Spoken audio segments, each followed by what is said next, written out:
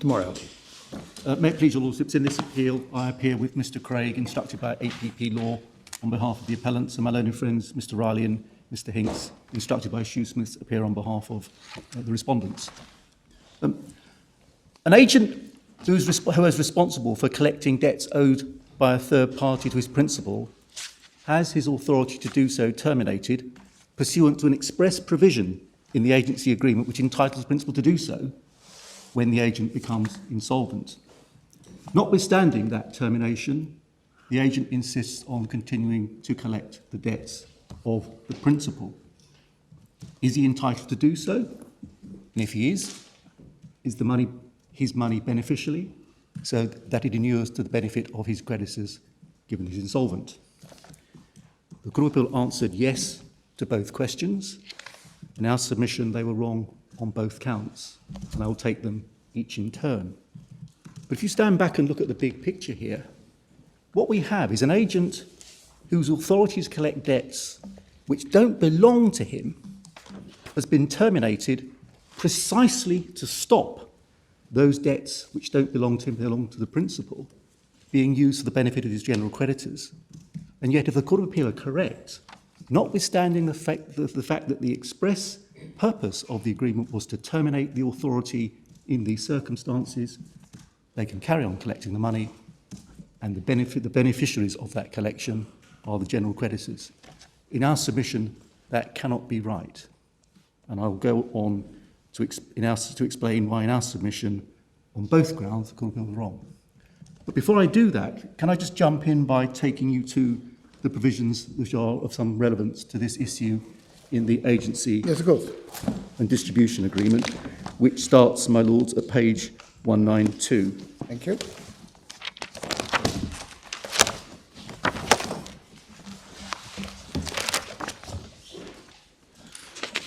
You can see from page 193 under background that this is a second revised version of the agreement. The agreement was first made in December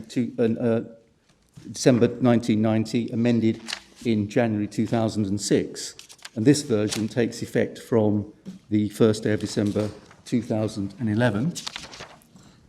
If we go to clause 2, we can see that's the appointment of D&D as its sole agent and distributor for the sale of all products and all PBPs being proprietary branded products as defined up the page. Under clause 10 and 11, you can see the distinction is there being drawn between sales which are made by D&D as Angove's agent, and in that situation, the terms and conditions at Annexure A apply to the sales between Angove and the buyer. Clause 11 is dealing with the case where the sales are made by Angove to D&D on its own account, and then those terms and conditions apply as between Angove and D&D, who are party to that sale contract. We can move on very quickly to clause 20 at page 197. That's the provision that requires payment for products ordered to be paid by D&D or the customer on or before 90 days from the bill of lading. But then we come to one of the several critical clauses which bear upon the issues before your lordships, clause 21 and clause 22, both of which are under the heading commission payable to D&D. And you can see that Angove, under clause 21A, pays commission in the amounts agreed between Angove and D&D based upon the net selling price of every sale to a customer, arranged during the term of the agency agreement, other than sales on its own account. 21B is dealing with bulk wine supplied pursuant to clause 17 above. 2 points of detail, my lords. First of all, just so you know, the agreement between the parties as to the amount of commission was such that it was agreed that 5% of the net selling price will be paid to D&D in relation to sales to DWL. It was agreed at 3% in relation to the sales to PLB. More importantly, secondly and more importantly, it is common ground, and the Court of Appeal accepted, that it is this clause which gives rise to D&D's entitlement to commission.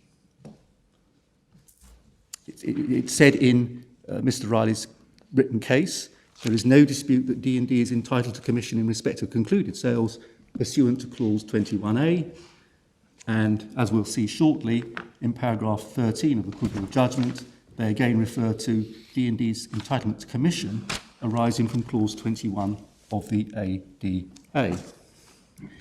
We then come to clause 22 over the page, which is described variously by the Court of Appeal as the machinery by which commission is payable, and by Mr. Riley as the mechanics by which it's payable. And we can see that there are three clauses there. First of all, sub-clauses.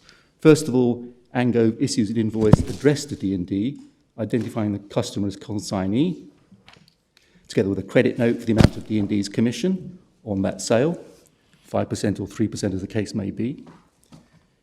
B, D is responsible for collecting payment of the amount of Angove's invoice from the customer.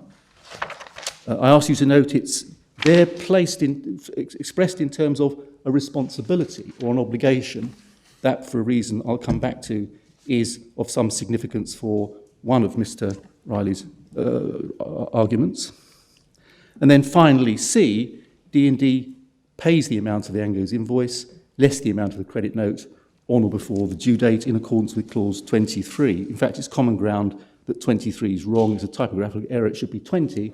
And so that's simply providing that the collection takes place and the payment then takes place within the 90 days credit that's given under the terms and conditions in Annexure A. Now, can I just elaborate on a couple of points about 22A? Because in paragraph 25.1, which I don't need to take you to, but in paragraph 25.1 of the respondent's written case, it's insinuated that what is contemplated here is Angove simply invoicing D&D for the full price of the goods, full stop. And it then goes on to say, and furthermore, it is then D&D who invoice the end customer. Now, that gives a slightly incomplete description of precisely how the agreement worked, for reasons that you will see, and I don't want to waste time by taking you to them now, but perhaps you can write in the margin. Can you write in the margin, first instance judgment, paragraph 17 and 21, and also 13? Because the way in which it worked... Sorry, which paragraphs, what? Of the first instance judgment. First instance judgment. Yes, they're at pages 167 and 168. Paragraphs 17, 21 and 13. Yes, yes. And I'll tell you briefly what they say. It is true that the invoices were addressed to D&D in the sense that the invoices had D&D's name on them, and they were sent to D&D. But the reason why that's an incomplete picture, it's very important because of the analysis, is in fact the invoices were sent in originals to the ultimate customer, who was also an addressee and was identified as the buyer. And do the documents show that? We haven't got the documents here, but the judge actually analysed the documents and actually says that. Right. But that's not, I mean, that may be how it happened in practice, but it's not a part of the procedure which is set out in the contract, is it? Well, I would respectfully submit, my lord, that it's consistent with the procedure. It simply requires being addressed to D&D, not that it can't be addressed to anybody else. And secondly, the other point, which is in paragraph 13, although, as it turned out, we learnt after D&D went into liquidation that they were invoicing the customers themselves, that was simply something totally unknown to this side of the dispute until after the insolvency. It's paragraph 13 of Judge Pelling's judgment. Yes. Page 8, yeah. Thank As you. I understand it, it's common ground, or is this wrong, that the effect of paragraph 20 is that D&D has got to pay, if the customer hasn't already done so, within 90 days, even if the customer has not yet paid at all. We've not challenged that. Right. No, we've not challenged that. I mean, that potentially affects, doesn't it, the construction that we give to 22A? Well, yes, in one sense, but can I come to that, my lord, when I come Yes, of to course. decisions on construction? When you come to that, could you also clarify whether or not in your construction of the contract, the obligation on D&D to pay survives, that's Yes. clause 20, survives your revocation of the authority to collect? Yes, well, it was argued below by Mr. Craig that it didn't, and that was then decided against us by the Court of Appeal. But is your position today, we'll come to it later. Yes, yeah. But the reason why I've made those two amplifying points, my lord, is because it's very important to get, in my submission, two things absolutely clear. First of all, it is not in dispute that the debts that the customers owed in relation to the purchase of wine were owed to the principal, Angove. It is not in question that there was a contractual entitlement as between Angove, as between D&D and the customer to sue for the debt. It is simply the debt is a shows in action belonging to the principal. All that the agent has is the authority to collect it. And indeed, again, it's not in dispute, and His Honour Judge Pelling actually held that D&D's authority to collect the money owing to Angove by the customers was never collectible by them other than as agent for Angove itself. Was it an exclusive authority to collect while it lasted? I mean, By exclusive, I mean, in other words, while the assume there's no question, but that Yes. the authority subsists. yes. While it subsisted, was it open to Angove to demand payment directly? I would submit yes. I mean, is there anything that supports that submission in the language of the contract? Only that it talks about being responsible for collecting payment. I mean, I put against that, i.e. qua agent. Yes. When D&D collects, they collect on behalf of the principal, Angove. And that is the only capacity in which they are entitled to collect. When Lord Sumptions asked me, does that mean that they have an entitlement to... I mean, this is clearly relevant to the interest point. Yes. Because obviously if this was simply a facility and not the only facility, it was always open to them, even while the authority subsists, Yes. to claim payment directly from the ultimate purchaser, Yes. then the interest alleged to support the irrevocability of the agency becomes much less impressive. I would submit that on the proper construction of 22B, the fact that it is phrased in terms of responsibility suggests that it is something for the benefit of the principal, but that it doesn't. That in itself doesn't therefore create a reciprocal entitlement that allows D&D to say to Angove, no, you can't do it yourself. We are absolutely entitled to do it ourselves. And if they don't, do they have to account under paragraph 20? If they don't... They don't collect. They fail to collect. Do they have to account under... Then they're still entitled to commission. Well, they'd be obliged to do more, wouldn't they? They're entitled to commission under 20. No, but would under paragraph 20, would they have to pay for the goods? No. So if Angove choose to collect and therefore bypassing D&D, Yes. your position is that D&D's obligation under clause 20 flies off? Yes. Yes, and is that the same position if Angove choose to terminate D&D's authority to collect? I imagine the answer must be yes. Yes. Yes. But if there's no termination, D&D don't for some reason get paid by their customer, they still have to account for the money under clause 20.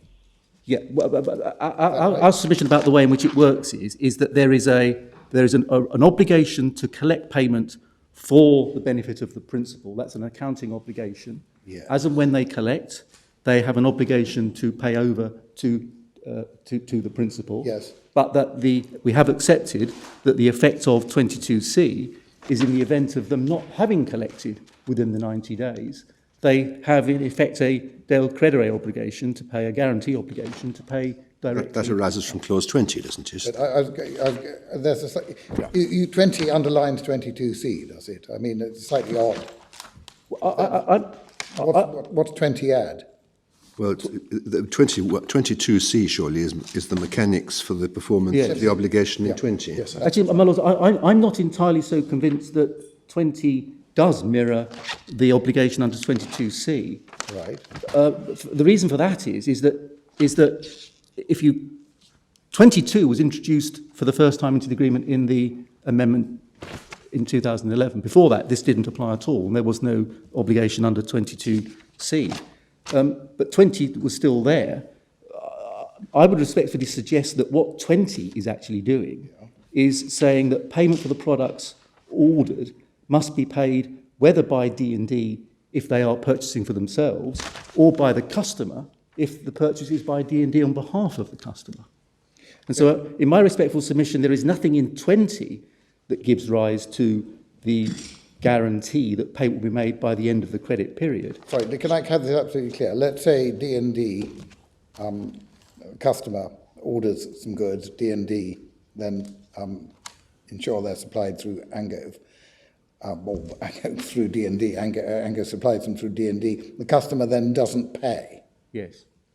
Is D&D obliged to pay Angove once 90 days expires under clause 20, subject to deducting their commission under 22C? I would respectfully suggest not under 20, but under 22C. I see. So you see 20 as covering both sales on own account Yes. and also agencies. Yes, well, what 20 days, explains in my the- respectful submission, is simply providing for the 90-day period, whether it be a sale to D&D on its own account. The or a trouble is sale- that It's a the bit two, they odd reading cross-refer. 22C as having that effect when it's concerned with the payment of commission to D&D. It seems to me that one more naturally reads 20 as saying they've got to pay, and 22C as saying, but they can deduct their commission. Sorry, I interrupted Lord Sumption, though. I think. Yeah. Lord Sumption's I mean, since 22C cross-refers to 20, it's difficult, I think, to regard it as having an existence independent of clause 20. If it is the case, as seems to be common ground, that this is a del credere obligation, it seems to me that it must arise from 20. And 22 describes how it's to be performed. Exactly. Well, the only reason why I would respectfully suggest it's not necessarily as clear as that is because, as I say, if 20 were to be read without the presence of 22, because 22 didn't exist at all, I would respectfully suggest it wouldn't be in any way clear that clause 20 was imposing a del credere obligation in D&D. But I do accept that once 22 is introduced into the agreement, it does become seductively tempting to read back into 20 that which wouldn't be there on its face. Well, if it's the combined effect of 20 and 22C, it may not matter which of them carries the main burden. But if the position is that D&D have got to pay in default of payment by the customer within 90 days, then presumably they recoup that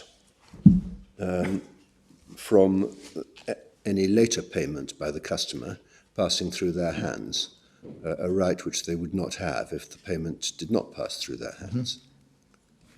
I mean, that may well be relevant to the question of the nature of the interest. It's not an interest confined to the collection of their commission. It would also apply to the Liability to pay. the liability to pay. Yes. What happens if 90 days expires and the customer, before the 90 days expires, the customer, the Angove exercises its right under 36B, and then 90 days expires and the customer doesn't pay, can Angove look to D&D under 20 and 23C or not? I think although it was submitted below that the whole machinery of 22 terminated on termination of the agreement because it's mere machinery, I think my primary case would be that 22 disappears the minute there is termination. But if D&D do remain responsible for paying after termination because of the operation of 22C, they, in effect, are entitlement to reimbursement by virtue of having discharged the debt which the customer owed to. Well, there'd be a restitutionary obligation as quasi-guarantor or whatever. Yes. But on the face of it, if the 90 days expires just before the insolvency commences and the debt due under 20 and 22C is paid immediately before insolvency, the effect of your submission is that the agent no longer has the security of having the payment of the price passed through its hands from which it can recoup itself. So that, for example, if one envisages an insolvency also of the principal, he might well be a lot worse off than this mechanism would otherwise make him. Well, they go to the customer. They're still entitled to go to the customer and say, pay me. It's just that the theory, I mean, in practice, they go to the customer and say, you still haven't paid me, you should do. From the legal analysis, which doesn't really affect the commercial. When you say they go to the customer, who goes to the customer? D&D? D&D, yes. Yes. Even after termination? Yes. Right. So you accept that the right to insist on payment from the customer, so in a case where D&D have paid up in advance at 90 days, survives termination?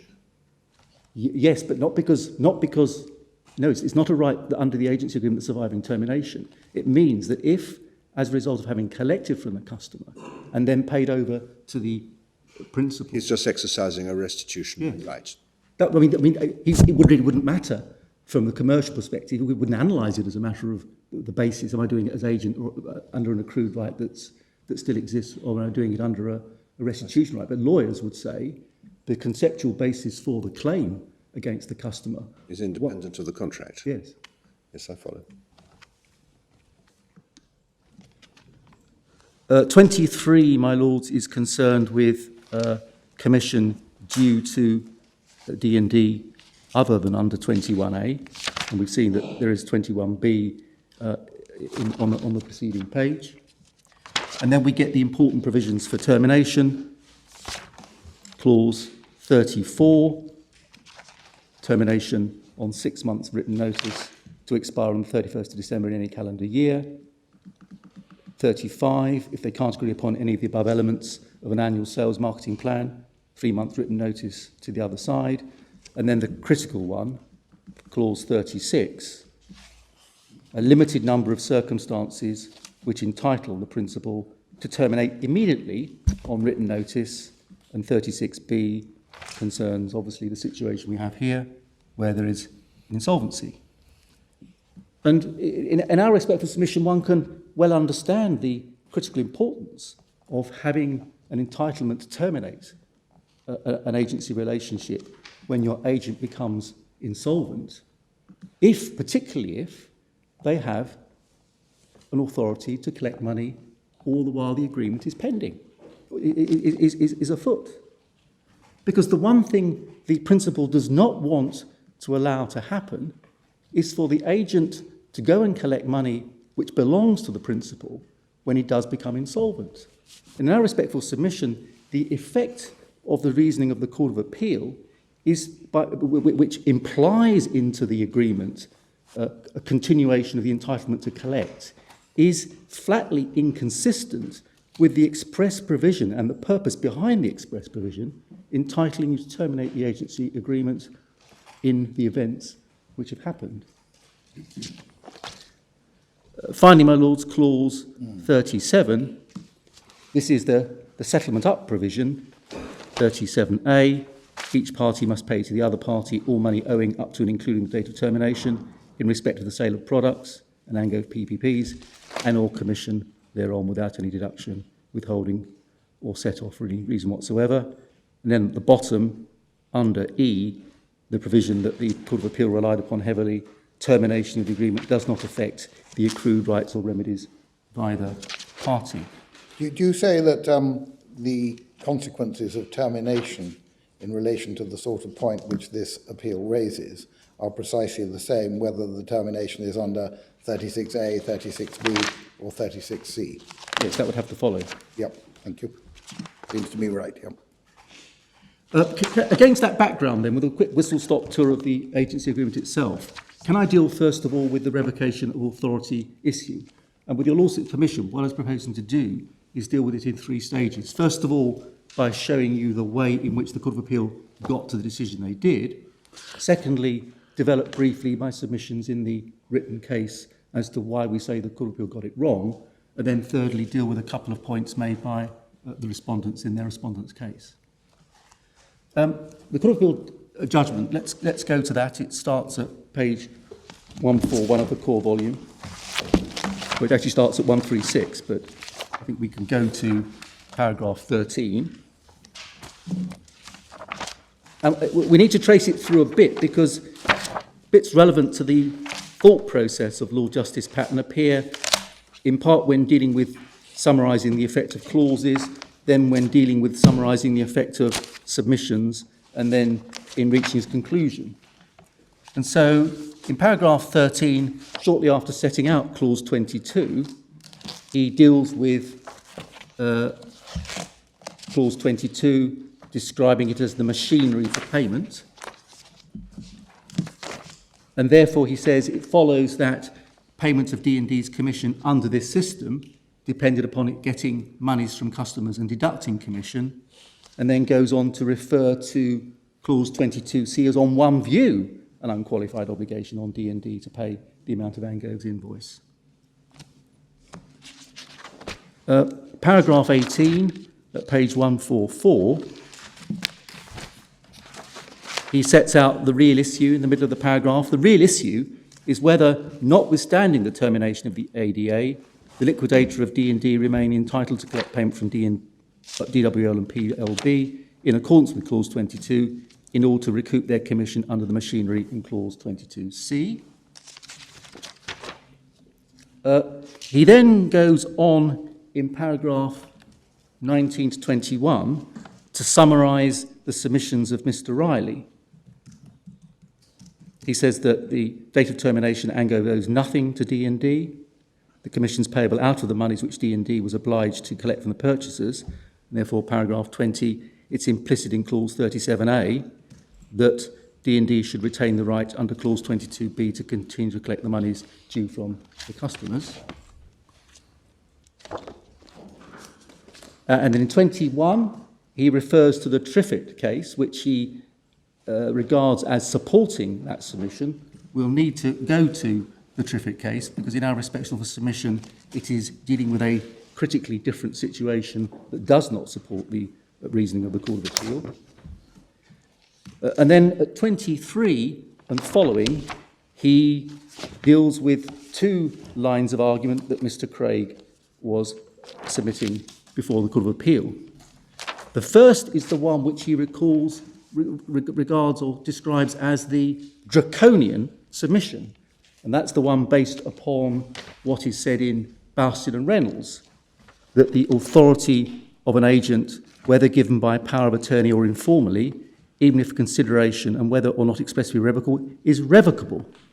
As the argument was being made, even if there is a contractual entitlement to do something, the contract may be breached by revoking authority, but the authority is inherently revocable. Now, Lord Justice Patten at 25 deals with that point by saying, well, I've got no difficulty with that in principle, but the general rule must yield to what the parties have agreed.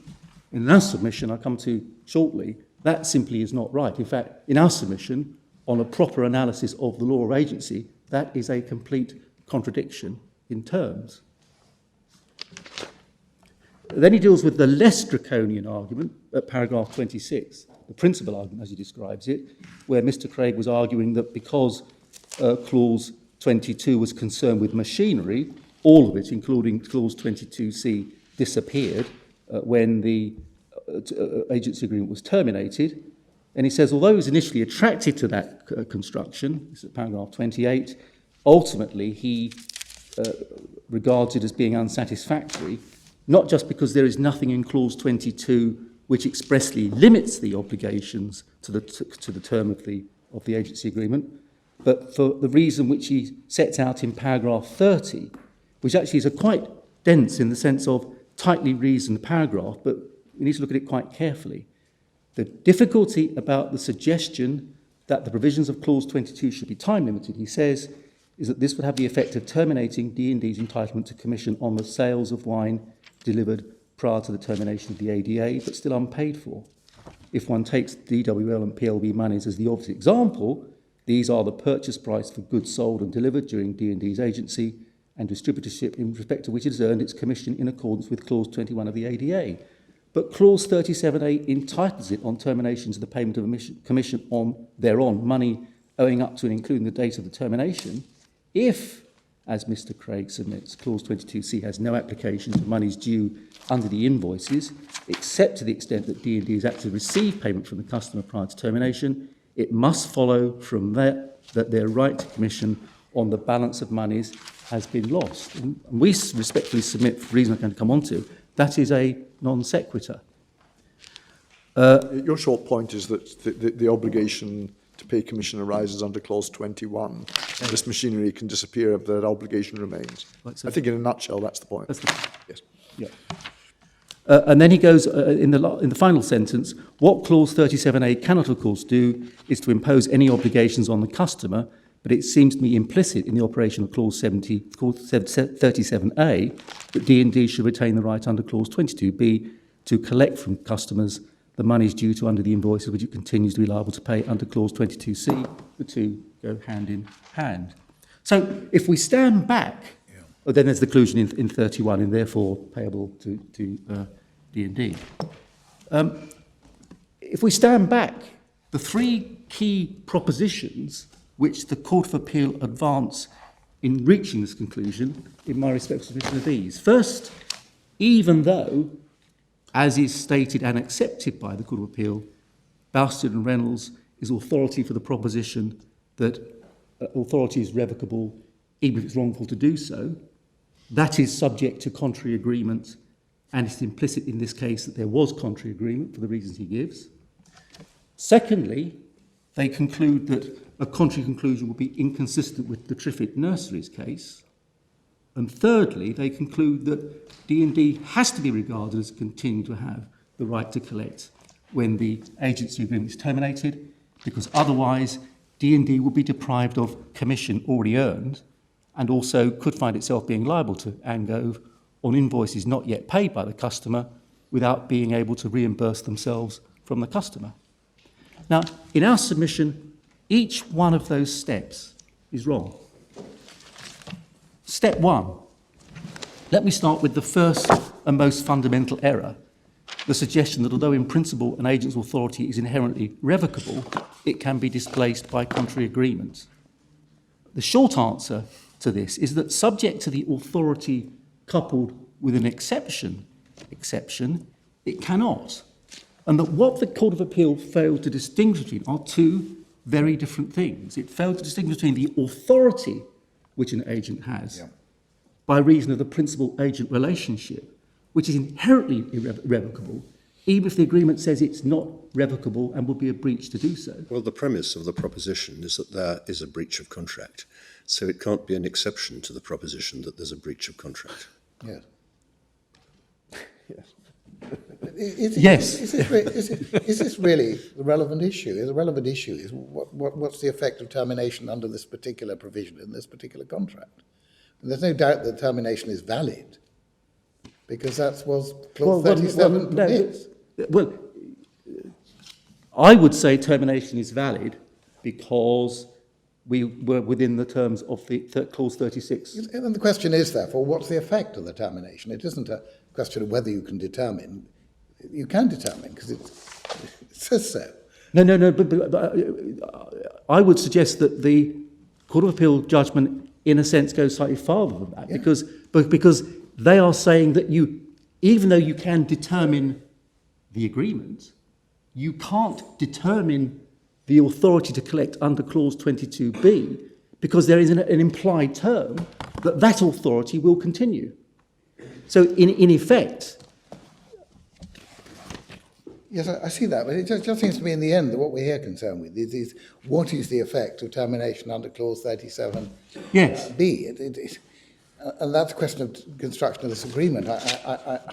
And the Court of Appeal was... All the authorities and the principle is concerned with whether you can determine at all, which is just a slightly different issue. But Clause 37 in the final paragraph says obligations expressed to arise or continue will survive its termination. Effectively, the Court of Appeal was reading that as being including obligations which by necessary implication survive, and they thought this did survive by necessary implication. Yes. And the question is whether that's right. Yeah.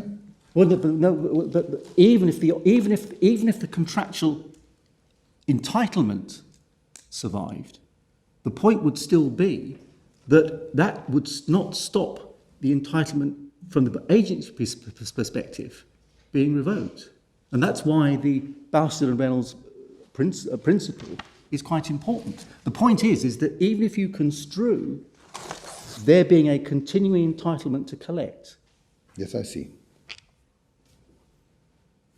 it can still be revoked. It simply leaves the agent with a claim in damages for the loss that suffered in consequence. And it's the critical failure of the Court of Appeal to appreciate that they can construe as much as they want the obligation or the entitlement to collect as continuing, but that's entirely without prejudice to the principle always having a unilateral right to withdraw authority, leaving the agent with nothing more, it's quite important, leaving the agent with a contractual entitlement to sue. Yes, I see. Does it matter, I mean, your notice to terminate was specifically given under Clause 36 of the agreement, that's Yes. page 206. It wasn't terminating under some sort of general principle of the law of agency, it was simply under the agreement. Yes, Which is why one would expect one would find the consequences in the agreement. yes. Is that so? Why do we get into more general principles of Bousted at all? Well, the reason why in my submission we do potentially get into more general principles in Bousted is because the effect of the decision in the Court of Appeal that it was implicit that the right to carry on collecting survived even if the agreement was terminated is, you then have to say, okay, well, even if that's right, and even if they do have a continuing right to collect, does that stop the principal revoking the right as a matter of authority? Where did you revoke the right? Because at the moment, what Lord Conworth says is a rather better way of what I was putting to you, that you determined under Clause 36B. What we're concerned with, therefore, is as a matter of construing this contract, what the effect of that determination is, what do you rely on to say you went further, and even if you weren't entitled to, you determined their right to take in the money. Where was that exercised? Page 207, I think, in the Yes, bundle. saying yes. Because you start in the termination letter by Yes, I see. saying it is a letter of termination under the agreement. And That's the third sentence. Yeah, The third paragraph. terminating the authority to collect. So what you're saying that we interpret this letter as though by that third sentence we hereby exercise whatever other rights we may have to terminate your agency regardless of the agreement. Yeah, I mean, I would suggest that one wouldn't need to say that, but it reinforces the point that what was being brought home here was the agreement is terminated, and that includes you not being allowed to carry on continuing collecting my debts. But there are two issues, therefore, it could be said. One is, what is the effect of terminating under 36B? Does the right to collect survive? Yes. And you say no, but if it does, then, albeit in breach of contract, you terminated that right under the third sentence. Yes. Okay. And therefore there can be no authority to carry on understand. collecting debts, even if there's a contractual entitlement implicit to do so. Sorry, I see that now. Thank you. Was that point made to the Court of Appeal? I mean, maybe Yes. implicitly, but I see the way you can put it on this letter. Yes. Treat the second page as being in a way a sort of separate Yeah. exercise. So we do say that, but I would respectfully question whether or not the analysis would be different merely because it hadn't expressly been said, oh, and by the way, when we terminate the agreement, we actually also mean, for the avoidance of doubt, we terminate your ability under Clause 22B. I mean, Clause 22B is a provision of the agreement which you have terminated. But I agree, it makes it clearer. Yeah. Yes, thank you. Sorry. Yes, and so I mean, for that small but important reason, we do suggest that the general principles in Bousted are relevant, and it's for that reason I'm not going to take you to them all now, partly because I don't understand it to be really in dispute, the principle, but Quite. you'll have seen that we've got the statement in Bousted and Reynolds on agency, in Monday on agency, in Bennett, in Tritle. We've got text going back to the 19th century, the first edition of Bousted itself from 1896. We've got the American Law Institute restatement. But as you say, this isn't in dispute. I don't understand it being in dispute, no. So the question is whether this is within an exception. The question is whether this is within an exception Fine. on the grounds it's an authority coupled with an interest. Exactly. Yeah. Yep. Can I then turn next to the Triffitt Nurseries case, which obviously was the court regarded as being of very great importance in reinforcing its analysis. And the Triffitt Nurseries case is in volume 1 of the authorities, starting at page 337. Thank you. And actually, for the sake of clarification,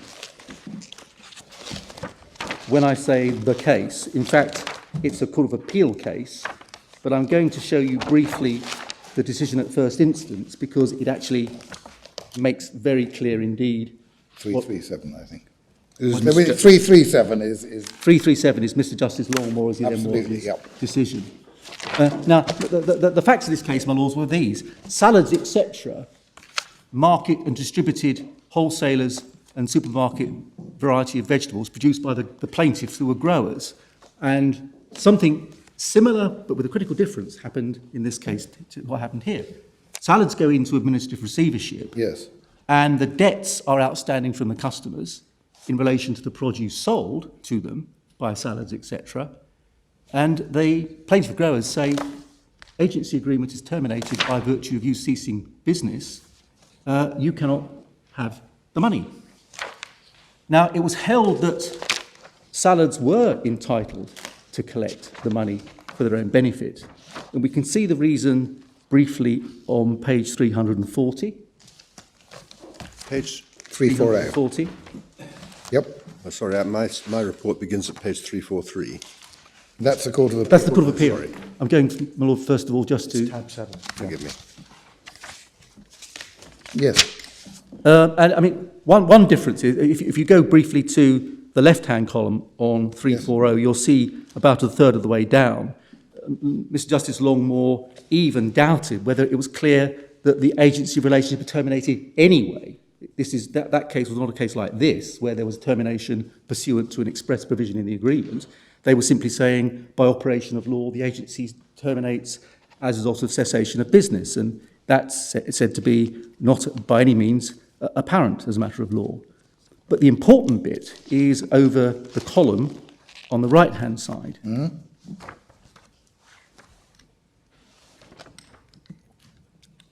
And you can see that paragraph there. Dealing with as principle and so on. Yeah. So the authority conferred on the first defendants by the growers is not authority to receive and retain, let alone to intercept and deal with debts which the growers were themselves entitled to enforce against the customers. Rather, as is normally the case with commercial agents, the authority conferred by the growers was an authority to the first defendants to deal with the customer in their own name as principal, and so create a contractual relationship between themselves and the customers and create debts enforceable by them against the customers. little bit further on, the debts created by the transaction with the customers were debts due to Salads, viz. The first defendant, as recognised by paragraph 10 of the Grower Skeleton. These debts constituted choses in action which were owned by the first defendant and were subject to the bank's debenture. Once those choses in action had been created with the Growers Authority, they were the first defendant's property. That property could not be divested by any subsequent cessation of business or any subsequent termination of the authority. So the critical difference is that the reason why, even if the authority had been terminated in this case, it could have no effect upon the ability of the agent to collect, is because that contractual relationship, that agency relationship, involved the agent actually entering into his own contract with the end customer and being entitled to sue in his own right on the debt. And therefore the accrued right that's relevant in Triffitt is not some accrued right under an agency agreement that can't be terminated. It's an accrued right under an independent chose in action which the agent had for his own benefit. Yes, I see. That is critically different from this case because, as I've said, it is not in dispute that the party who was owed the debt by the customers was Angove, and the only entitlement that D&D had to collect was to do so on behalf of Angove. And therefore, our simple case is, once that authority is terminated, no further right to collect. It's really summarised in the next paragraph. Yes. That's debts were therefore the defendant's effect debts. of the analysis, yeah. Yes. And as I say, Yes, I see. the Court of Appeal, Lord Justice Walker, the Court of Appeal starts at 343. Lord Justice Walker deals with it very, very shortly on page 350.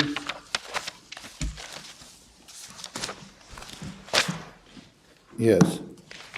The last paragraph on the left-hand side. In his skillful attempt to achieve this, Mr. Bannister relied mainly on Farrow's Bank, etc. Even if the agency relationship between Salads and the claimants did come to an end by force of the circumstances, as soon as the receivers were appointed, that could not itself alter the rights of Salads and its receivers to seek outstanding sums due from customers on the bank's charge on those book debts. Yes. So that's why, in our respectful submission, the Court of Appeal erred in relying upon that case. And then finally, let me just deal very briefly, but only by way of application, what we say in paragraph 17 to 22 of our case. The third point stage of the argument, that it's implicit that the authority to collect must continue. Now, if I'm right on the first stage, in any event, this is irrelevant because, as I say, if it's implicit, there may be a claim for contractual breach, but it doesn't allow the agency relationship to survive. But in our respectful submission, neither point holds water in its own right. First of all, as regards the question of commission, I would simply echo what my Lord Hodge himself said in summarising our case. Our case is precisely that. Yeah. That the commission arises under clause 21A, and that comes therefore within the settlement provisions in 37A, and there's no question of being deprived of commission, merely because the machinery of 22 disappears. And then likewise in relation to, but furthermore, this adds further grist to the mill.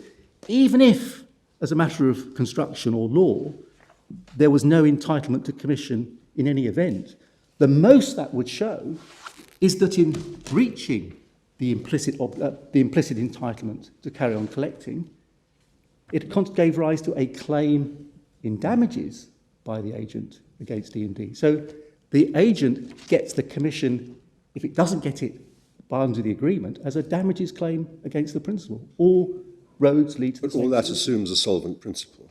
Yes, that does. And if this is a security, it is a security which would protect against the insolvency of the principal Yes.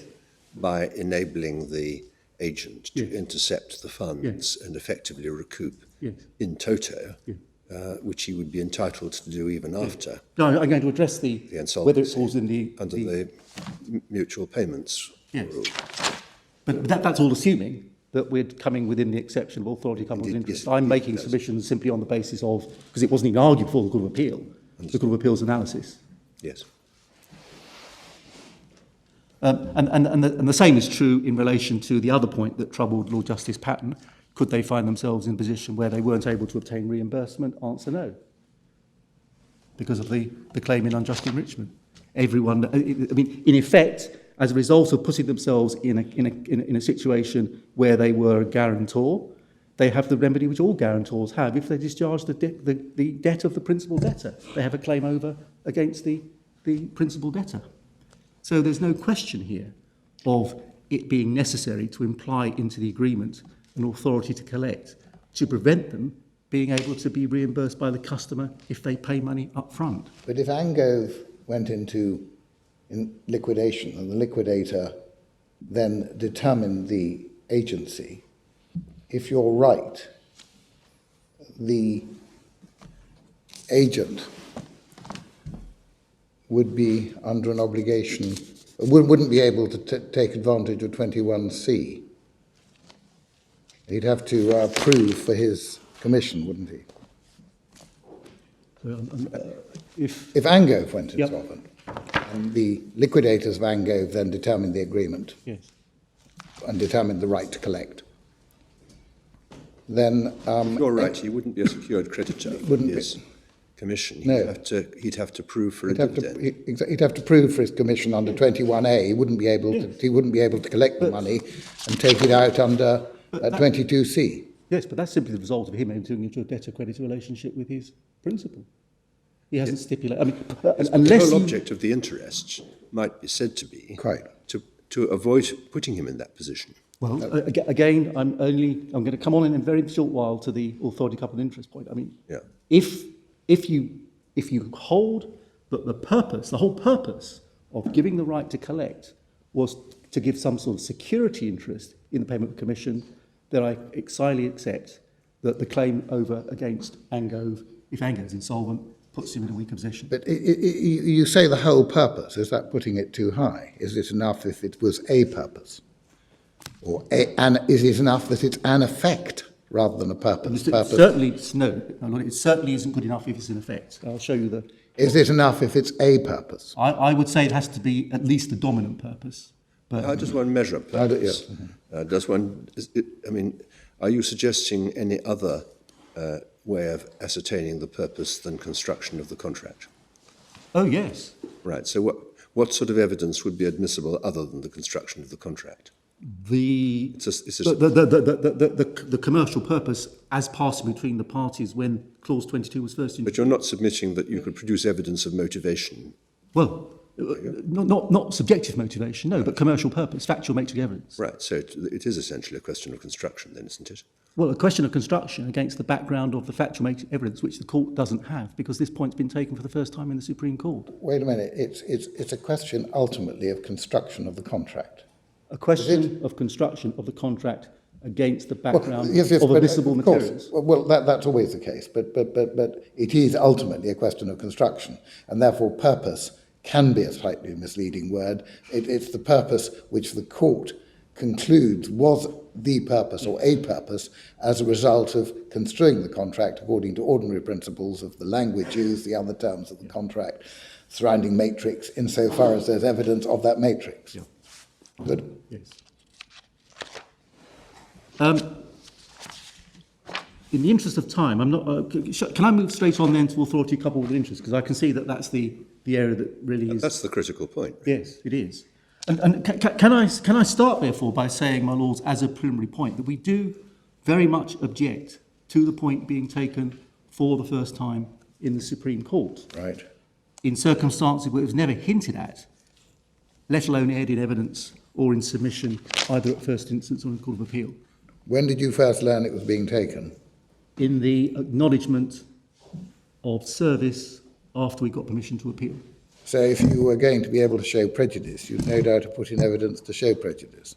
Well, what we say is effectively what I foreshadowed a minute ago, which is although at the end of the day this is a question of construction, Right. does the agreement contemplate this being conferred for the purposes of giving the agent a security, that does and would, if it had been aired at first instance, would have involved considerations of factual matrix evidence. When in 2011, for the first time, Clause 22 machinery was introduced into an agreement that had been operating for a number of years beforehand without it, what purpose, why was it introduced? Well, I didn't quite see how the factual matrix would help you. I agree. In the context where the effect of what was actually agreed is clear. I agree with you.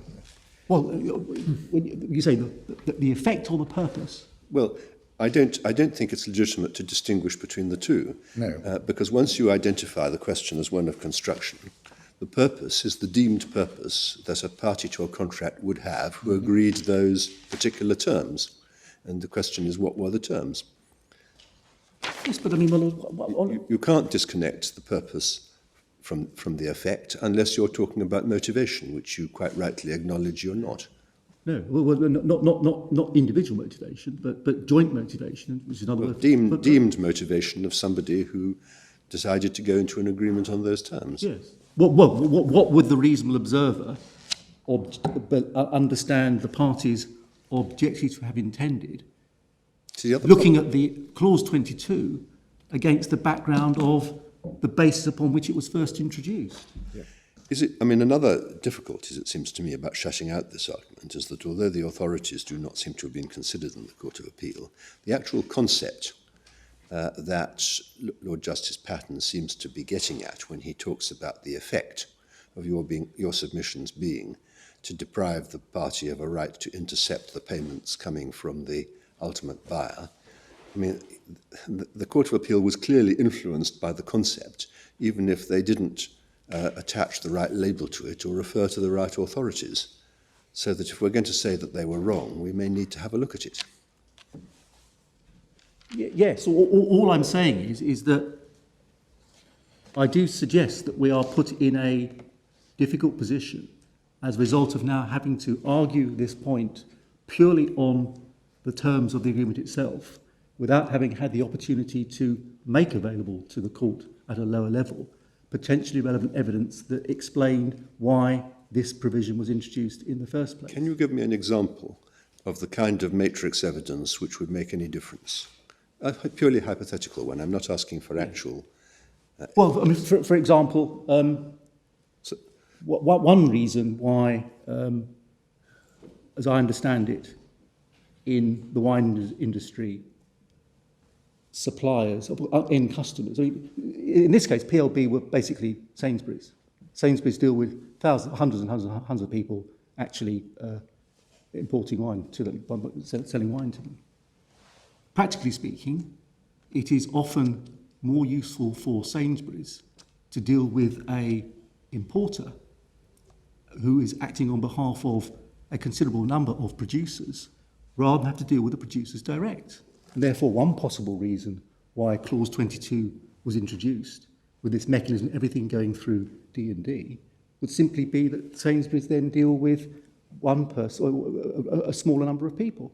That doesn't necessarily at all entail that the reason why they were entitled to collect commission, to collect payments and then pass them on, was to give them security. That example actually is an example of inferred motivation. It's not actually matrix evidence going to construction at all. Well, with respect, my lord, if for example, the position were that there had been a discussion between both parties and D&D had said to Mr. Angove, look, quite frankly, it's going to be far more convenient for our end customers if you do everything through us. Is that okay? That would plainly be factual matrix of Totally inadmissible. No, because it's going to the purpose of the agreement, and it is something which is available. It is something that's passed between the parties. But it seems to me that if you were going to run this, it would have been very simple to put in brief evidence, showing a couple of letters saying that, and saying it's unfair, we haven't put this in, but all we've got is the assertion that it's unfair. Is it not appropriate to say that if you're going to say it's unfair, then there must be some clothes on the skeleton of the allegation? Well, I mean, the example I gave there was only in No, response. I know, but all I'm saying is Yeah. that you've had plenty of time to. I'm not suggesting you should give Yeah. full disclosure, but there could have been something, and I don't think there is. I mean, can I just show you the test, my lords, which I suggest is the test you have to... Yes, that would be a very good idea. Can we go to... We don't want to spend too much time on No. your objection, but we take it seriously, and I think the best way to proceed is, rather than getting hung up on it, is to Yes. say that we bear it in mind. We'll rule on it on our judgment. Yes. And I do see the point that I mean, I don't want to waste time. I can quite understand your client's concern, and it may be that as a matter of law we shouldn't consider this point, but let's proceed on the basis that we will, and we'll decide what we do. I with won't our even judgment. take up time, therefore, showing you the passages, but can I just ask you to read North Staffordshire Railway and Edge, which is at tab 33, starting at 660. Hold on. Okay. 33 at page 660. 660. MS. And in particular, Page. the passage in the judgment of the speech of Lord Atkinson at 673, where he said that you've got to be satisfied beyond doubt that you have before you all the facts bearing upon a new contention as completely as if it could be raised at trial. Lord Buckmaster at 676 closely agreed with Lord Atkinson and said, if there be matters which could possibly and properly influence judgments informed, and the party admitted to take steps Yes, I because see. they weren't material, then the issue shouldn't be allowed to be raised. And Lord Birkenhead also said at 669 that there are few cases in which it can be confidently stated that the failure to raise a relevant contention at the appropriate stage will not prejudice the other litigant. So you've got to be absolutely sure Understand. that there is no possibility of prejudice by allowing this point to be taken. So in answer to my point, you say the boot's on the other foot. It's Yes. for them to satisfy us that I do. there is no possibility, not for you to satisfy us that Just there so. may be. Just so. Thank you. But the position is that you were aware of this point since the end of 2014, is that right? Yes. And there's Well- nothing... How is it? The first time we were aware of it was when it was made. It's in the document at... Well, the respondent's acknowledgement was November 2014. I haven't looked at it. It's April 2014. Yes. Yeah. And there's nothing from you since then saying what the evidence would have been. Well, no, but there has been correspondence with the registry. We actually said we do object on the grounds we're prejudiced, and they said, well, that's a matter you have to raise with But nothing identifying the evidence No. on which you would wish to rely. No. Thank you. Thank you.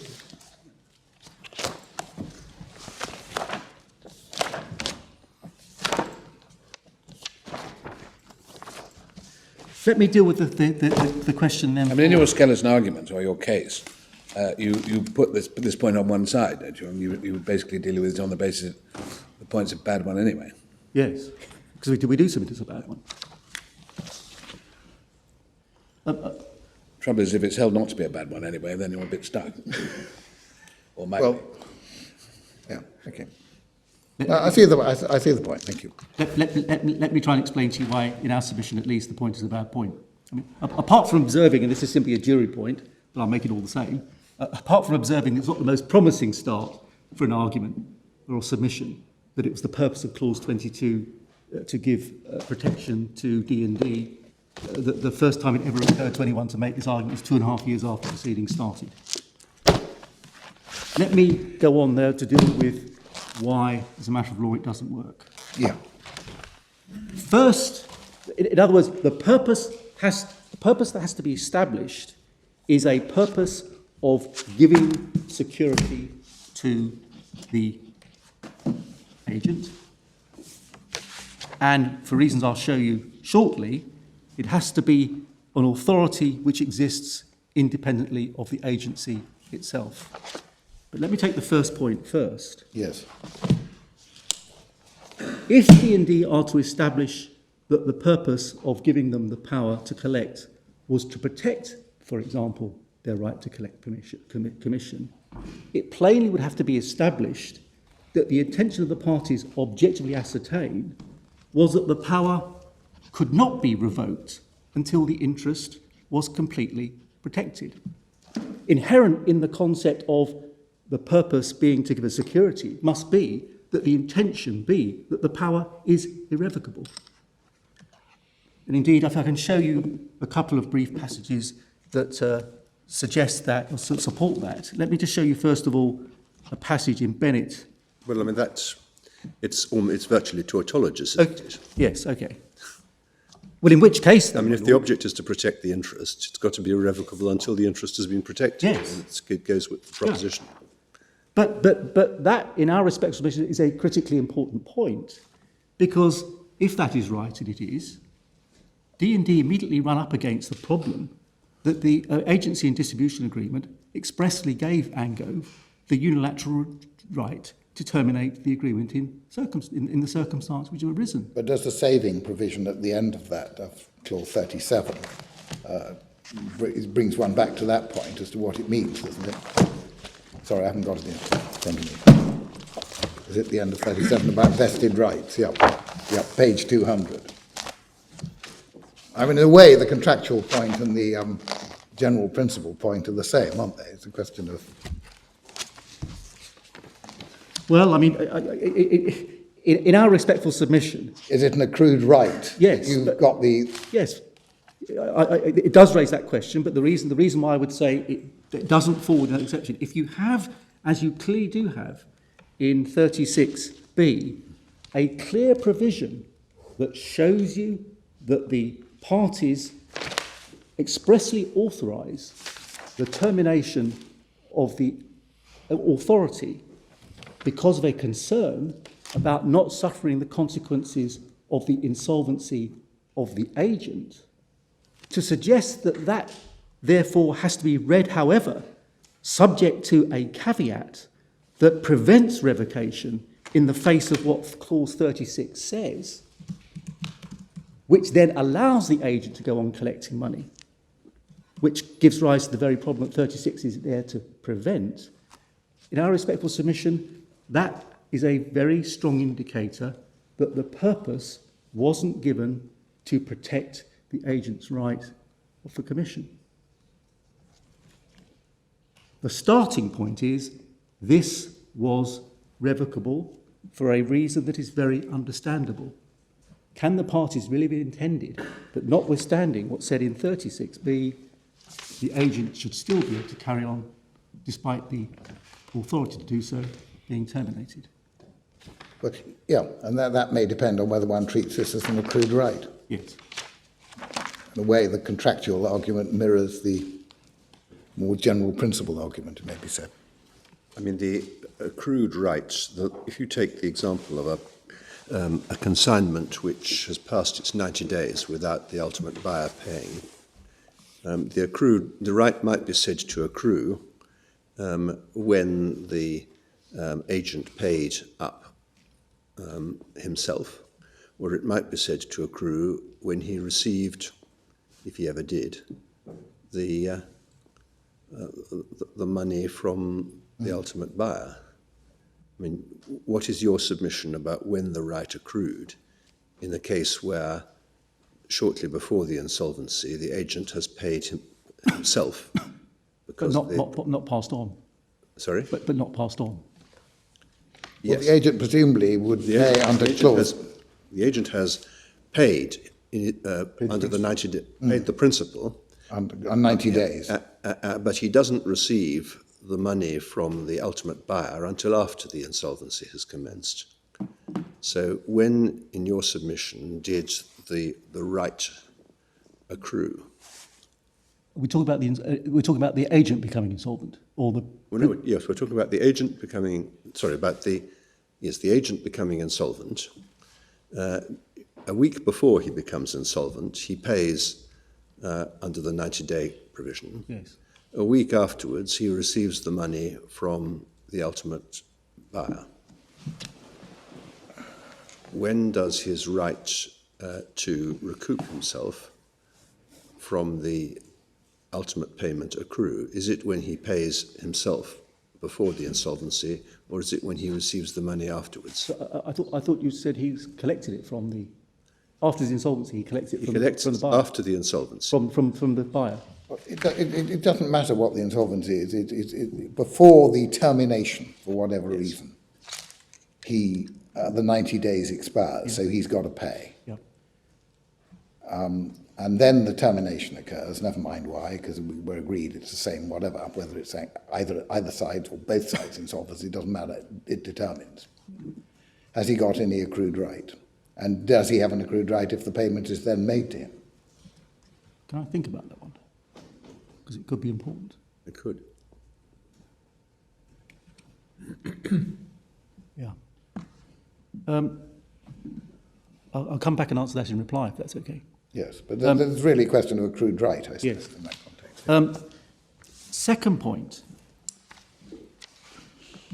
if you look at what the respondents themselves say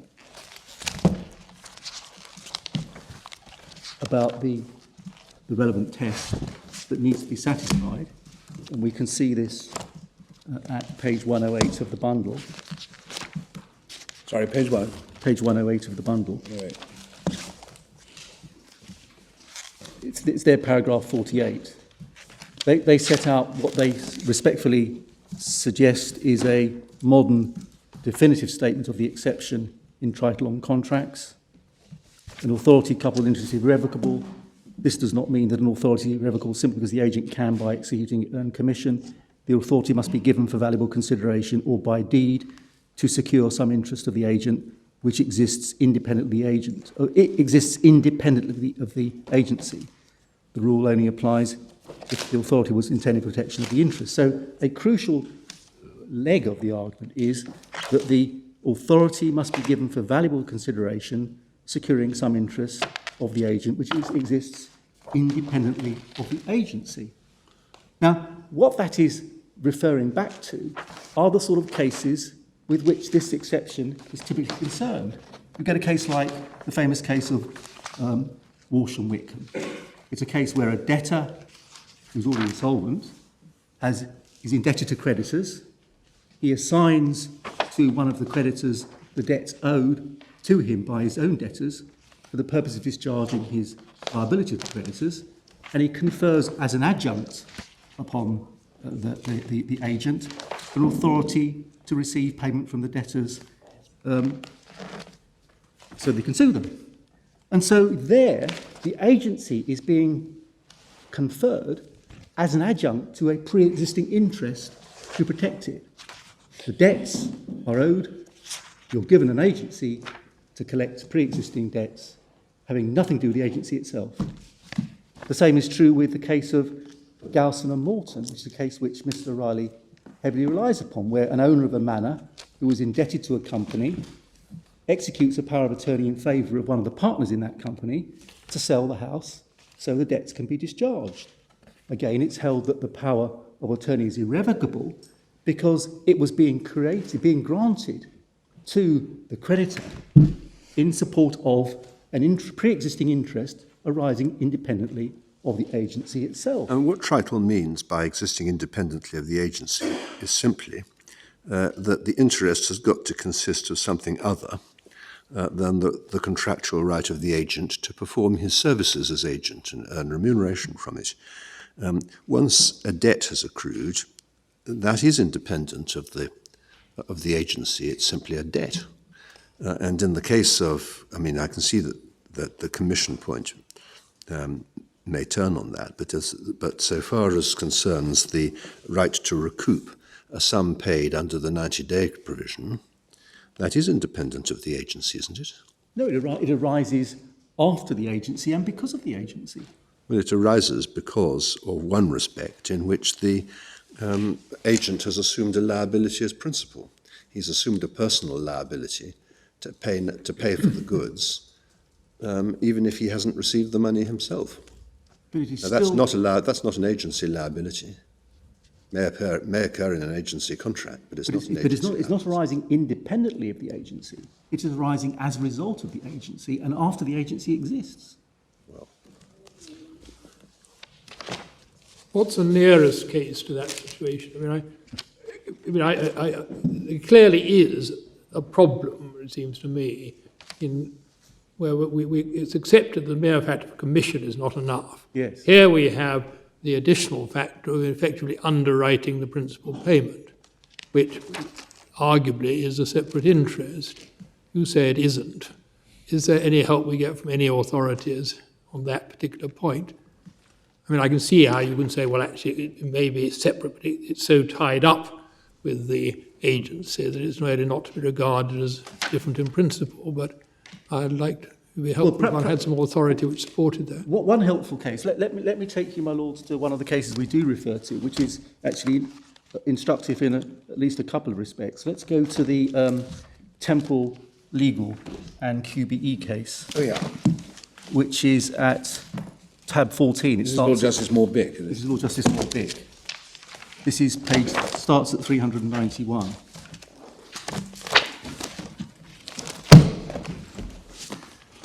Sorry, start page 391.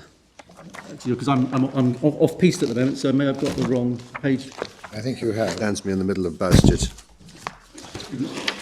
319, I'm told, my lord.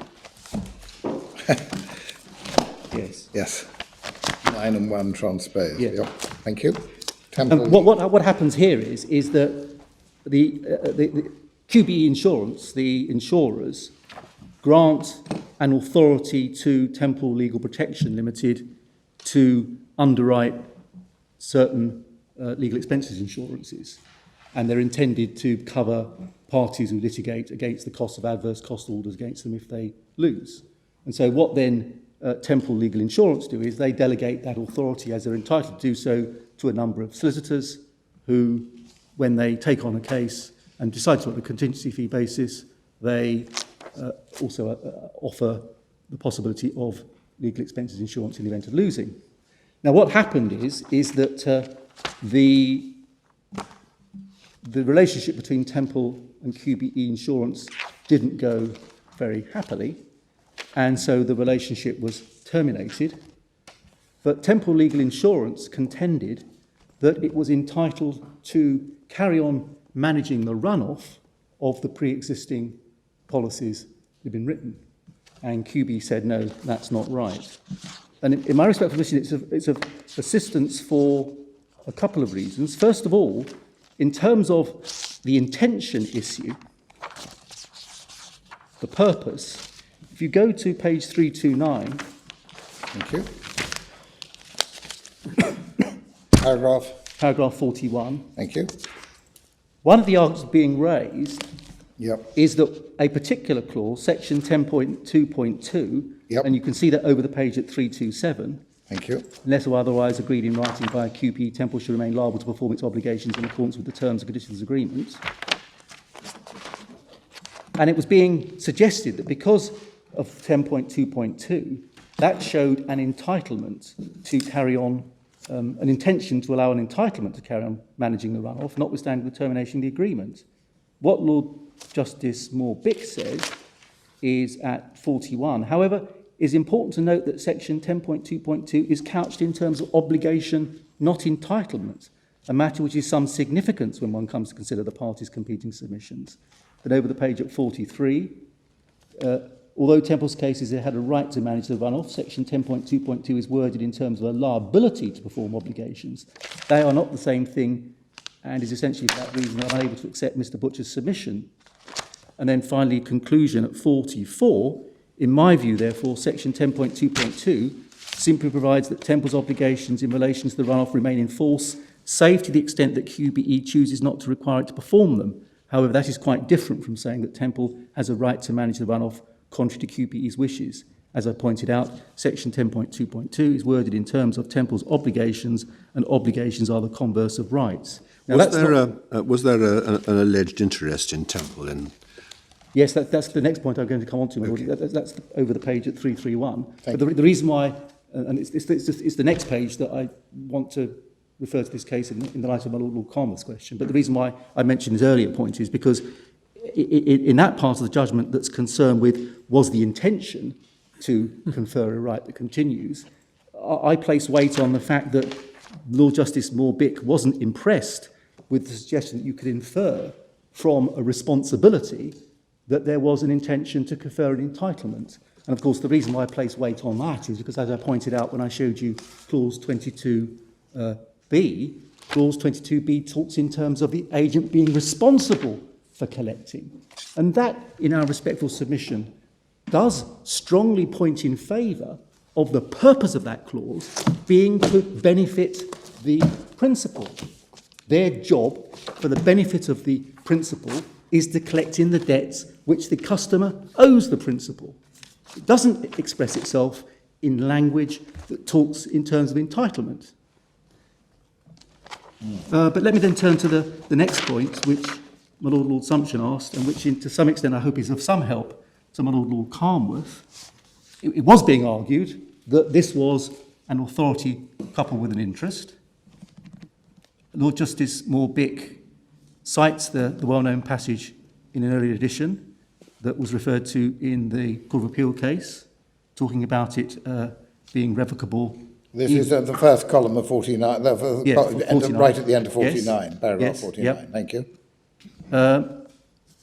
Goes on to say then at the bottom of the page, it is well established that the right to be paid commission does not fall under that head, and I do not think Temple can derive any support from the use of the word retain. But then you've got the passage in paragraph 51 where Mr. Butcher, on behalf of the cover holders, was seeking to place reliance upon some broader interest. And at 52, Mr. Lord Justice Moore-Bick says, having referred to a case that Mr. Riley plays weight on, the Lees case, he says, however, I confess having some doubt whether an interest of a purely commercial kind can ever be sufficient of itself to render the agent's authority irrevocable. Almost all agents operating in a commercial context have an interest of some kind in the exercise of their authority, if only in earning their commission, developing their businesses, and seeking to enhance their reputation. Hitherto, the law has not regarded an interest of that kind as sufficient to render the agent's authority irrevocable, presumably because, notwithstanding the agent's interest, the relationship remains one of a fiduciary nature. And he is distinguishing, isn't he, in the same way as Professor Tritle was, between the commercial interest of the agent in performing his agency and earning commission on the one hand, and his right to intercept payments passing through his hands in order to secure debts owed to him. That's the distinction that's being made, isn't it? And I suggested, I think, but you demurred, that that was in fact the same distinction as was being made by Professor Tritle in the passage which we saw quoted a few minutes ago. But in my respectful submission, what this is showing two things. First of all, and this point's not contentious, it's well established that the right to be paid commission does not fall under the head of a security, an authority coupled with an interest. Well, otherwise. Well, I mean, I question whether that's actually right, but can I show you Balston and Reynolds? If it isn't right, then every agency would be unterminable. Well, except an agent who wasn't entitled to commission. Yes, which would be an agent who didn't have money passing through his hands. What I would say is this. I mean, we can debate about whether or not in any circumstances the right to earn commission is capable of coming within the exception of authority coupled with an interest. But the one thing I would say is that is clearly no. Yes. Look, I mean, one's got to distinguish between the right to earn commission and the right to secure the payment of accrued debts in respect of commission or whatever by intercepting money passing through your hands. But I don't think anybody suggests that the mere commercial interest in performing the functions of the agent and earning the commission is enough. The question is whether it's enough that you've earned the commission, it's therefore become a debt, and the mechanics of the contract give you a secured right to intercept it from money passing through your hands. Absolutely, but what you've got to be sure about, and the burden must be on the party claiming he was given the benefit, the interest, for the power for that purpose, you've got to be sure that the purpose for which the right was given was to secure that person's interest. And note that the flip side of doing that is to because the purpose, if you hold the purpose, is to benefit the agent, the flip side of that is that the whole power is a power which he exercises in his own benefit, and it negates what would otherwise be the fiduciary obligation upon him, notwithstanding the fact that he's an agent. So the consequence of the argument here is that as regards the power to collect, the agent is no longer a fiduciary for the principal. That, in my respect, is something you've got to take into account when you ask yourself, looking back, and in the absence of factual matrix evidence, which you don't have, looking back, are we sure that the reason the agreement said you are responsible for collecting payment was not because you were supposed to pay it over to your principal, to whom you owed fiduciary obligations, but simply because it was a mechanism for you to protect your right to commission? And I respectfully suggest that there is nowhere near enough indications in this agreement to suggest that the responsibility of collecting payment for the principal was there for the purpose of giving security to the agent. It's a question of construction of clause 22B, is it? Yes, it is.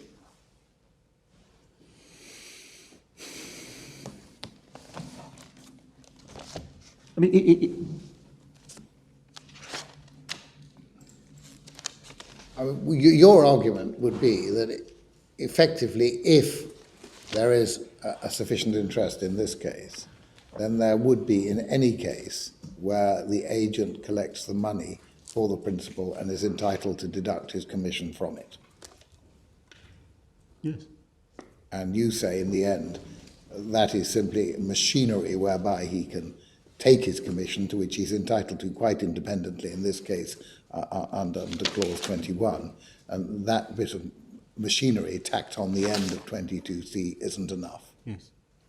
I mean, it may reinforce that submission that if it's not right, then the result would be that by virtue of the right to intercept the 5% of the purchase price that was due by way of commission, the 95% that wasn't fell to be reduced to a dividend, Yes.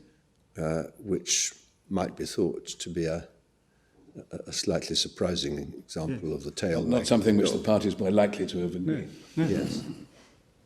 Quite. To give somebody the right to collect the entire debt to secure the commission, but that then involves you keeping the balance if you're insolvent, with the principal simply proving in the insolvency, is a slightly unusual thing for the parties to have intended, particularly against the background. That would distinguish it from a situation where you conferred a power of attorney on a creditor. Yes. To essentially recover. Quite so, my lord. And if I can simply repeat a point I made already, but it does feed into this particular point, it will be even more unusual or unlikely the parties could have intended that when we know that the one thing that the principal, with the consent of the agent, was very concerned to protect himself against were the consequences of the insolvency of the agent himself. But on the other hand, the principal, viewed the other end of the telescope, if it's the principal who goes insolvent, then the agent can say it's pretty unlikely that I was intended to lose the ability to take my commission, as opposed to having to prove for it. So isn't it viewed from the other end of the telescope, it points in the other direction, arguably. Well, I suppose it might be said that the parties were more likely to put up with a situation where you had to prove for 5% than with a situation where you had to prove for 95%. That might be said to be a very principled view of it. For the agent, the 5% is just as important as the 95% is for the principal, I suppose. Yes, but I mean, the fact is your emphasis on clause 36 as being intended to protect the principal From getting involved in all these problems in the first place. Has to be balanced against the fact that the agent can invoke it as well. Yes. The agent can Invoke clause Yes. 36 just as much as the principal. Yes.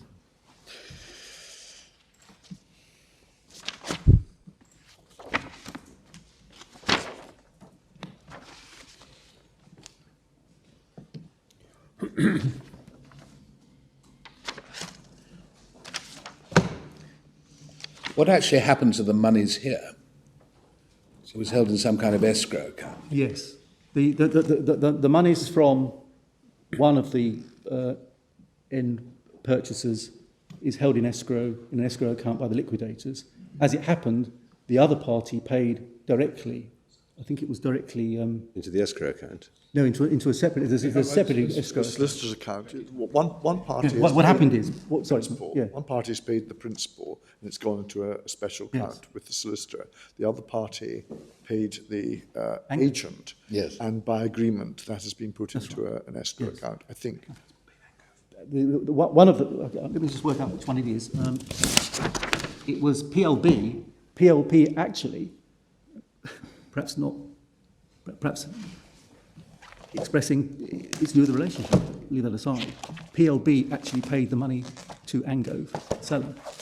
But because by that stage there was an issue between the parties as to whether or not there was an entitlement to collect, although paid to Angove directly, Angove paid it over to the solicitor, who held in a solicitor's escrow account on the same terms as the money that had been paid to the agent.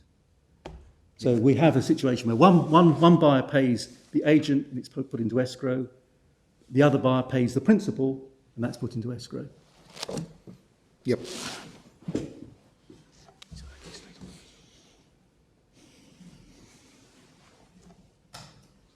Yep. Can I then turn, because time is running out, my lords, to the constructive trust issue? Yes. We contend that if D&D are entitled to continue to collect payment from DWL and PLB under clause 22B, then the monies which they do collect after they went into administration are, save as to the 5% or 3%, as the case may be, commission, held on constructive trust for Angove. Because by analogy with the decision of Mr Justice Bingham in Neste Oy and Lloyds Bank, it would have been received by them in circumstances where it had been known at the time of receipt that there was bound to be a failure of consideration, in the sense that they would not be able to pay over to Angove all that they collected from the customers, so that, as Mr Justice Bingham put it in the case itself, Neste Oy itself, they could not in good conscience retain the payment. If they had a right to receive it as a matter of contract, why on earth haven't they got a right to retain it? Well, where does conscience come into it? Well, that was what the Court of Appeal held. Yeah, well, where does it come into it? I'm asking you. Because the fact that they have a contractual entitlement to collect it Yeah. does not alter the fact that at the time, and they have a contractual entitlement to collect it, say on this hypothesis, which I don't accept, but for the sake of argument, Quite. constructive trust isn't relevant unless it's right. Upon the assumption that they're giving a security interest in collecting the money for the purposes of the 5%, they have a contractual entitlement to collect the entire amount, and yet they know that despite having a contractual entitlement to collect the entire amount to secure the 5% commission, they cannot pay over all of the rest to the This is the principal. routine consequence of commercial dealings being interrupted by an insolvency. Essentially, the problem, as it seems to me, about the reasoning in Neste Oy and even more Japan leasing, is that it assumes that it can be unconscionable for the laws of insolvency to operate on incomplete transactions. And that's a proposition which, it might be said, is simply contrary to the whole And it has to be policy stated to be underlying insolvency. rejected. Well, your lordship's going farther even than the Court of Appeal or Yes. the appellants in saying Neste Oy is wrong, even though there was no... Neste Oy may be explicable on the basis that it was a voluntary payment or gratuitous payment. No, that wasn't the That wasn't the reason, no. But if you've got a contractual right to something, I have great difficulty in seeing how it can be give rise to an equitable right against you that you took money to which you were entitled as a matter of law, simply because the insolvency laws produce a result which is unattractive, at least to your creditor. Well, because you are entitled to it in the sense that you have a contractual obligation to receive it, Yes. and not a contractual obligation, incidentally, owing to the person from whom you do receive it. It's a contractual entitlement given you by a third party. you have a contractual entitlement to collect it from the third party. But that's no different, is it, from a case, if you've got a contract of sale, which requires payment in advance, and insolvency occurs between the payment and the time appointed for delivery, then if you've got, unless there's been unless property has passed, you basically simply have to prove for the repayment of the price, don't you? Yes, but this is critically different, my lord. Is it? In my respect, yes, it is different because the assumption we're working upon is that the agent has an authority given to him by the principal, which survives termination of the agency relationship more generally, to collect the full amount payable to secure these interest in the 5% commission. He does so in circumstances where he knows that his obligation to pay over Cannot be fulfilled. cannot be fulfilled except in the sense permitted by the insolvency regime. But this is a feature of every commercial transaction in which insolvency intervenes between the payment of the consideration and the performance of the corresponding obligation. And it's tough. Well, it's tough, but let me try this on you. I would go so far as to say that this case is actually even stronger than Neste Oy for this very simple reason. In Neste Oy, although the payment was a gratuitous payment, so it wasn't paid pursuant to a contractual obligation, when the principal did pay the money to PSL, it paid the money knowing that it was in effect paying money over with there being a risk of insolvency. In a sense, the ship owners in Neste Oy were, from one perspective, in no different position from any other creditors who take the risk of the recipient going bust. Yeah. But Mr. Justice Bingham still held that because of the circumstance of the receipt, it was unconscionable to receive it. Now, the difference here, why we're stronger, is the one thing you can't say is that when we gave the authority to collect, we were expressly taking on the assumption of the risk that our agent and debtor would go bust in circumstances where the relationship was structured in a way to try and stop that happening by giving the right to terminate. But surely that's wrong, surely, because on the assumption that you've lost so far, that's just not right. What's been agreed is that you can determine, the principal can determine the event of the agent's insolvency, but because of the accrued right provision, the agent can carry on collecting the money. So that was part of the contract on the assumption. Most of which it owes a fiduciary obligation to account to the principal for. Well, if there's a separate fiduciary obligation, you don't need the Neste Oy fiduciary obligation. I mean, that's Lord Hodge was pointing out when we discussed it, it's fair to say. Yeah. As I understand it, you accept that simply by virtue of being an agent with money due to the principal in his hands, the agent is not a trustee. The trust that you construct arises from the particular circumstances analogous to Neste Oy in which it came into his hands. Is that right? Yes. You're not contending we did argue that simply by virtue of holding the money as an agent, he is to be treated as a trustee. Yeah. I mean, that was argued at first instance, but it was rejected and it wasn't appealed. Yes, Right. Understood. So equity sort of steps in, even though, which we're assuming, because otherwise you don't need this point, the parties have agreed in their contract that even though the principal can terminate because of the agent's insolvency, the agent is going to be able to collect the money. So they specifically contemplated this on the contract, assuming you lose on the first point. And nonetheless, equity says, oh, well, you may have agreed this, but there's a trust. Well, when you say they specifically they specifically contemplated... It's the effect of their contract. That's what we're assuming. It's the effect of the hypothesis on which this whole question arises. Maybe your best point is that it's your whole argument is really designed to attack the hypothesis. It's designed to protect to attack the hypothesis. Yes. Yes. It all shows, really, all of this debate really shows that the only sensible conclusion is that you're right on the first point. Yes, and as I said when I started out, at the end of the day, the big headline question. I understand. Yes. Yeah, but just sorry, we've put a lot of questions to you on this, not very friendly questions on the second point. But perhaps, It's my job to put up with. no, but you should have an opportunity to develop it a bit more. I'm sorry.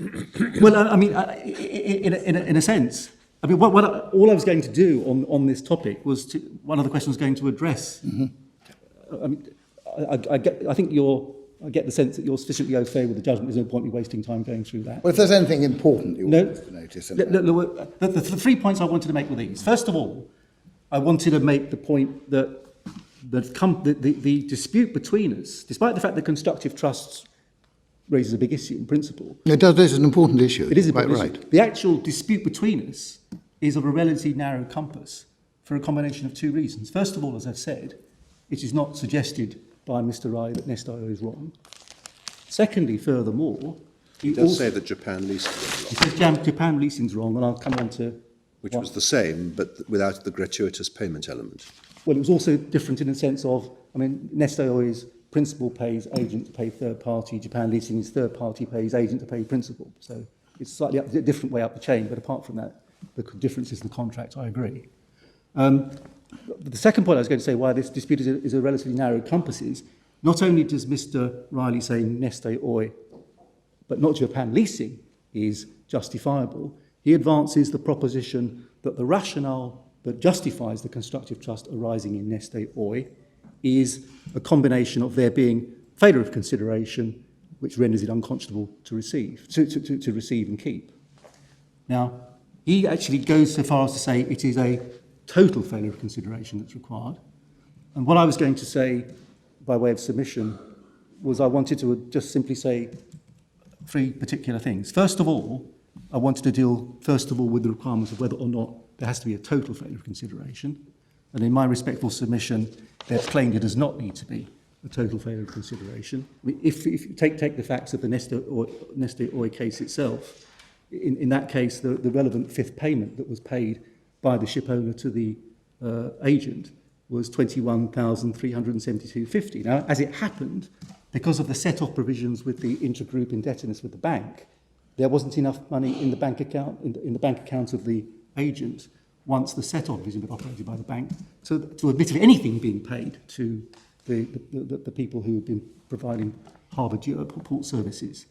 But if you change the facts very slightly and you assume that there was, for example, £372.50 left over, so that at least could be paid over to the person who provided port services, can it be suggested that Mr. Justice Bingham would have said that made all the difference as regards the £21,000 which they've still been snaffled? Answer, in my respectful submission, no. So the only difference between myself and Mr. Riley as to what triggers the Nest.oi constructive trust is whether or not it requires a total failure consideration or not, and I suggest for that reason it doesn't.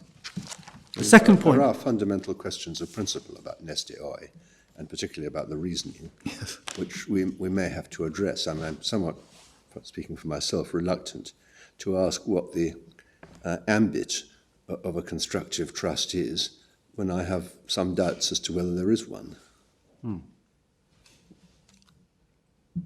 There's no doubt it's been It's a highly controversial controversial case. issue. But all I can say is my submission is very much in line with Mr.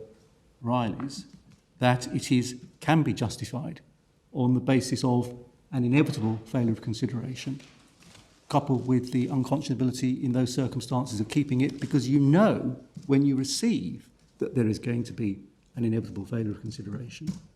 And certainly, I mean, for example, that certainly got some academic support. It's not in the bundle, but for example, if your lordships were to go to Professor Burrows' highly regarded work on the restatement of the law on just enrichment, he does explain Nest.oi on the grounds of inevitable failure of consideration, being justified on that basis as a proprietary restitutionary remedy. But I agree it raises a big issue in principle, which I also claim to address. The second topic I wanted to cover is the topic that you've been shooting at me already on, which is, does the existence of the contractual obligation make a difference? And I take on board the points your lordships make, but I still respectfully suggest that if the contractual obligation is a contractual obligation for the benefit of a part of the payment, albeit that the channel by which it works means that the entire payment gets paid over to the agent, it does seem to me suggest, I do suggest that there is a difference between that and the normal situation, and that it can be regarded as unconscionable to keep the balance. Got no problem at all with D&D being able to keep the 5% or the 3% they receive, but the unconscionable element of the retention is as to the balance which they have an obligation to account to their principal for. And then the third point I was simply going to make, and then I'll sit down, we do respectfully suggest that you get some assistance from your lordship's decision in the FHR European case, which I know 4 of your lordships were members of the decision, because although the facts of that case are very different from these, in as much as it was concerned with whether or not a bribe was held on constructive trust, and a bribe was obviously critically different from this sort of situation, because that was a situation where the fiduciary shouldn't have received the benefit in the first place. Here we're saying they were entitled to receive the benefit, they should have accounted over to us for it. But we suggest that the approach that your lordships took to FHR was a refreshing approach, which was not just to simply analyse the authorities one way or the other and then decide on balance which way the law came out, but to consider wider principles of policy considerations and principle. That is an approach that your lordships can bring to this particular case. And in our respectful submission, the fact that you have here an agent who is liable to account to the principal for the money, no doubt about that.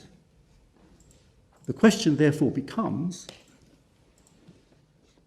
is it illegitimate to promote that liability to account into a proprietary remedy in the circumstance of this case? I mean, if you accept that at the outset it's not a proprietary remedy, then it's just a debt. Yes. And so your argument involves converting what is on the face of it a bog standard debt into a secured... Well, a bog standard personal obligation to account. Yes. A debt, in other Yes. words. It's converted into a secured proprietary right. Yes. That's a rather striking consequence. It is, but let me show you one basis upon which your lordships may be able to conceptually justify doing so. Can I just take you, and this is my last reference, let's go to Napier and Ettrick and Kershaw, which is at tab 32 of the second bundle of authorities at 619.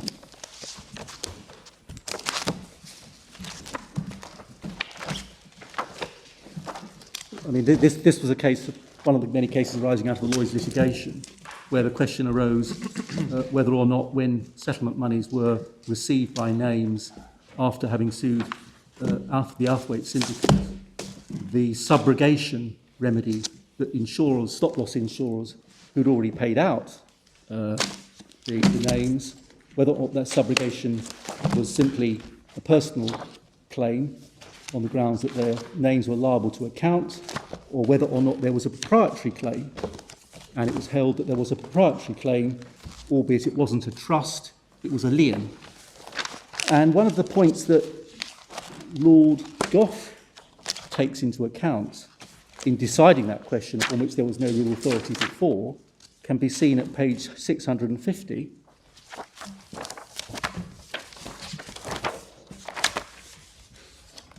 Where he says,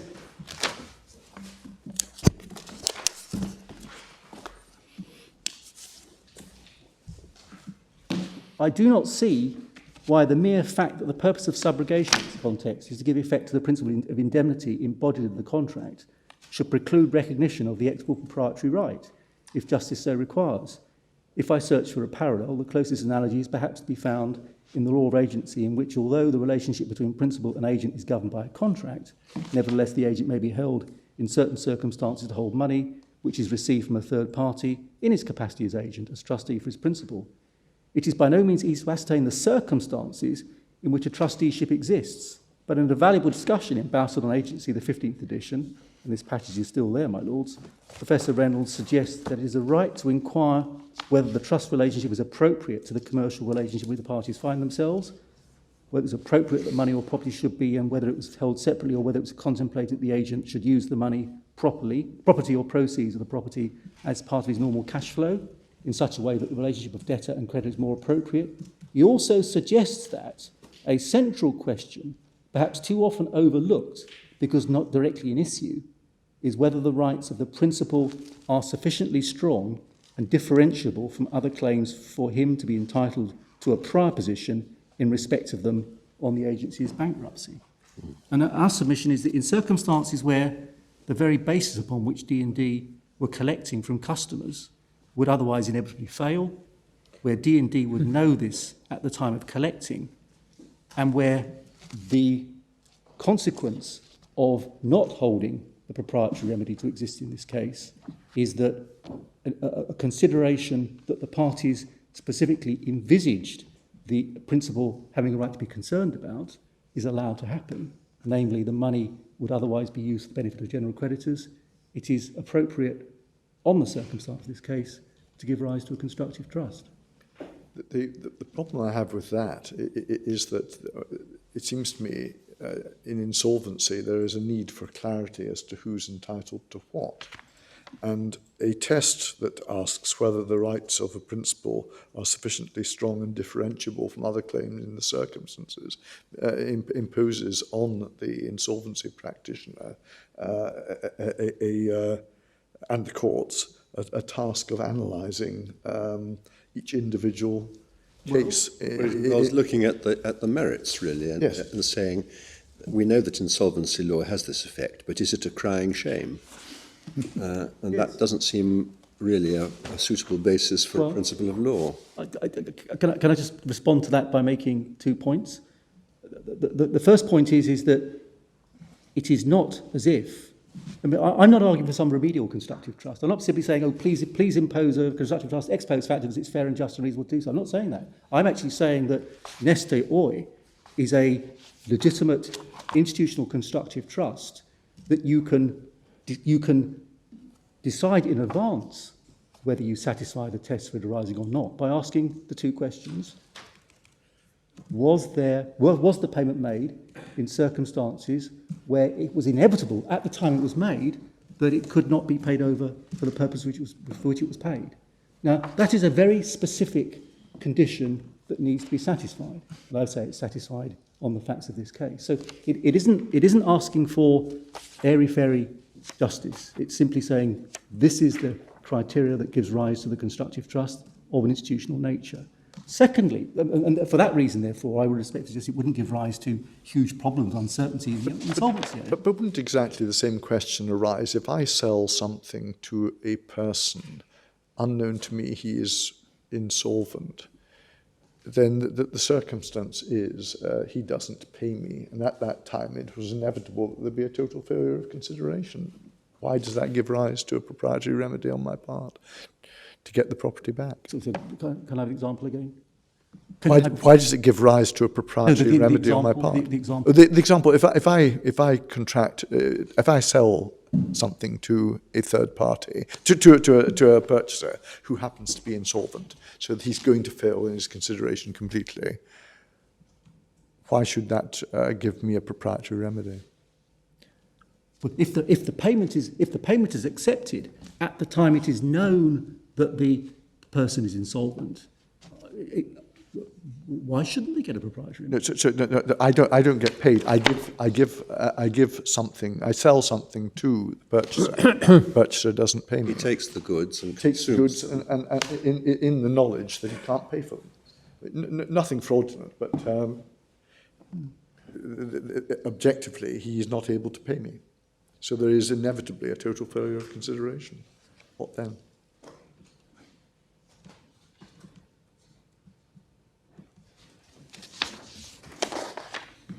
I would say there's, in principle, if the failure was inevitable, as at the time the payment was made, there would be a perfectly justifiable constructive trust for repayment of the money. Well, I fear we'd have to tear up the law of insolvency if that's the case. So, I mean, providing you hang on to the fact that it must be made, that the payment must be made at the time and known by the counterparty that they cannot perform, that actually puts a very tight restriction on the principle. And the second point I was going to make was that as to whether or not it causes chaos in the law of insolvency on the grounds of unpredictability, I mean, in a sense, the ex parte James principle is, if anything, even more wiffly-waffly than what The fact that there are worse doctrines in the books is not... No, but the law of insolvency copes with it, my lord. The law of insolvency copes with it. And if it can cope with ex parte James, it can certainly cope with the Neste Oy constructive trust. And happily, 15 minutes in advance of my estimate, those, my lords, unless there are any further questions to throw at me, are my submissions. Just how exactly do you formulate the Neste Oy constructive trust then? What is it? What's the test exactly? The test is, at the time of payment, is there an inevitable failure of consideration known to the payee. known to the payee? Inevitable failure of consideration, not likely, No, but inevitable. And does it matter if it's known to the payor? No. In fact, the payor might not pay if he knew. But even if he knows, he can still claim a trust. Can he? Well, he might be said to have taken a risk in that situation. So, unknown to the payor is another requirement. Yeah. If the payor knows that it's likely but not certain, he's all right. But if he knows it's not, he's not. But I do stress, because this may overlap with the likely point. Is the test objective or subjective? Suppose that the payee thinks it's possible that he will go bust, and in fact, information available to him shows it's quite certain. What do we do about the optimistic payee? It'd have to be objective. Right. And similarly for the payor. You still... Similarly for the payor, objective. Yes. Okay. Thank you. So those are all my submissions. Could I just ask you one question on the facts, going back to clause 20 Yes. of the contracts? The bank accounts referred to in clause 20 is Angove's bank accounts. Yes. Can I just get clause 20? That's one line.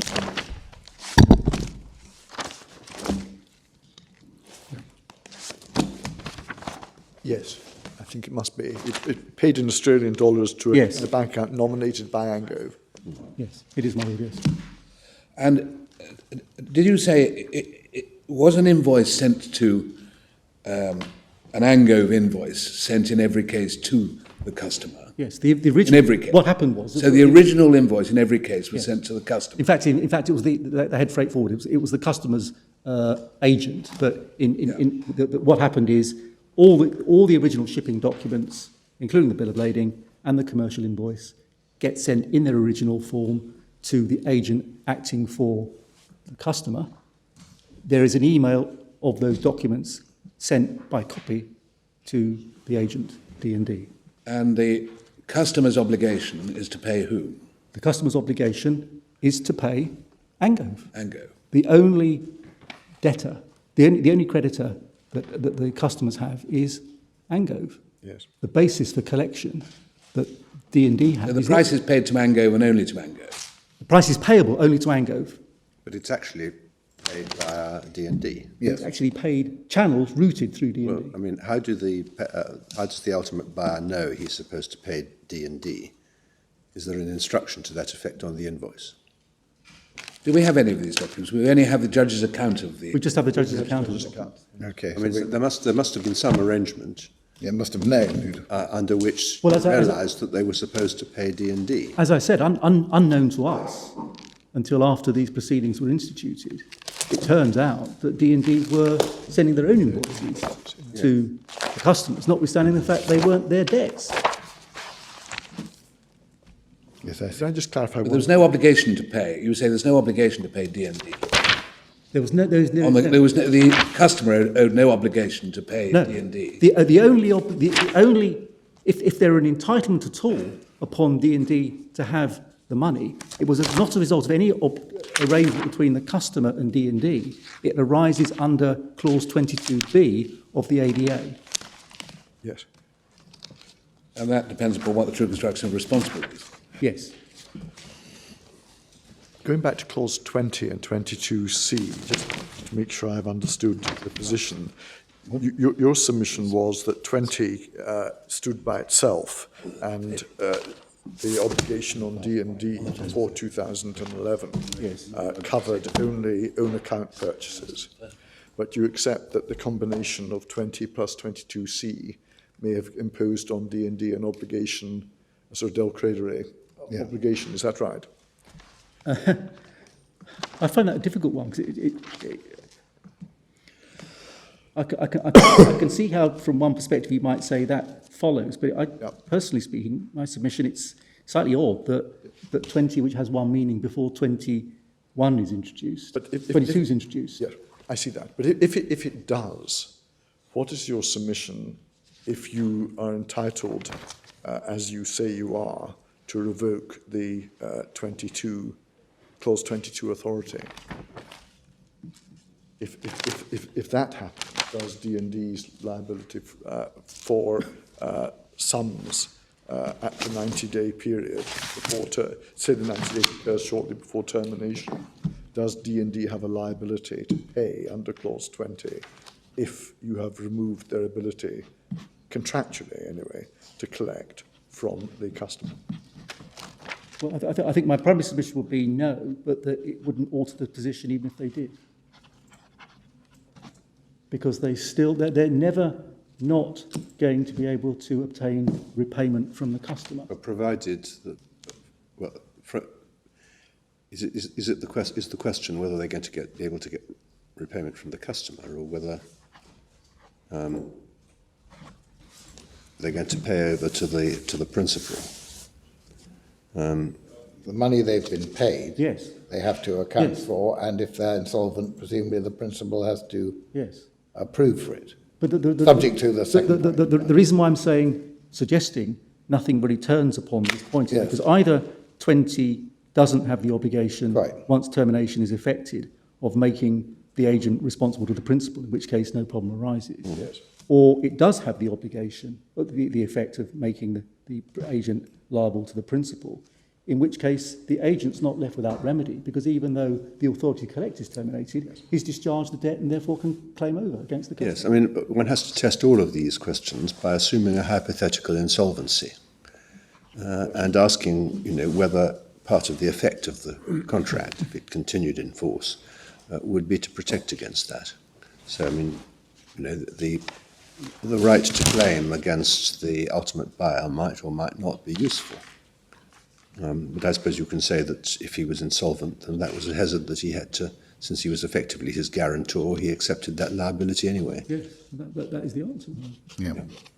But yes, you say it doesn't matter if the D&D's obligation was preserved, but your primary position, as I understand it, is that if the principal cancels the authority, then an obligation on D&D to pay at the 90-day period flies off, or is that not their position?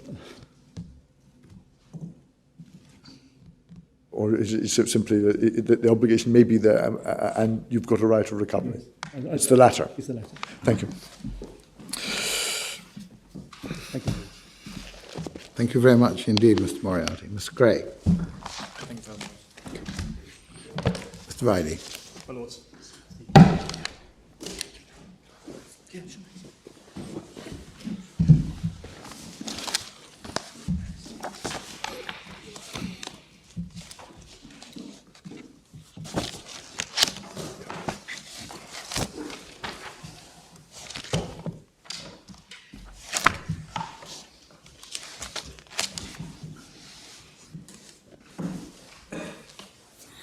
My Lords, in this case, D&D's accrued rights mean that the general rule that a principal may revoke its agent's authority does not apply.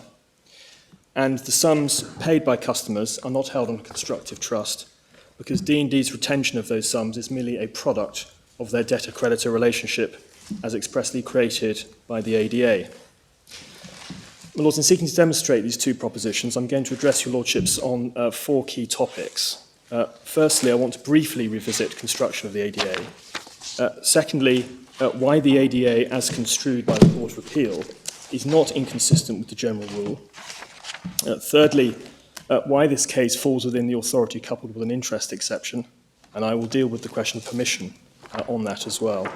And fourthly, on the assumption that the authority was not revocable, why no constructive trust arises. Lord, so then dealing very briefly with the terms of the contract, most of which we've already seen this morning. Yep. I just want to go back, it's behind tab 7. Thank you. Yes. E7, page 192. Yes. The starting point, my Lord, is really this, clause 2. This deals with the appointment.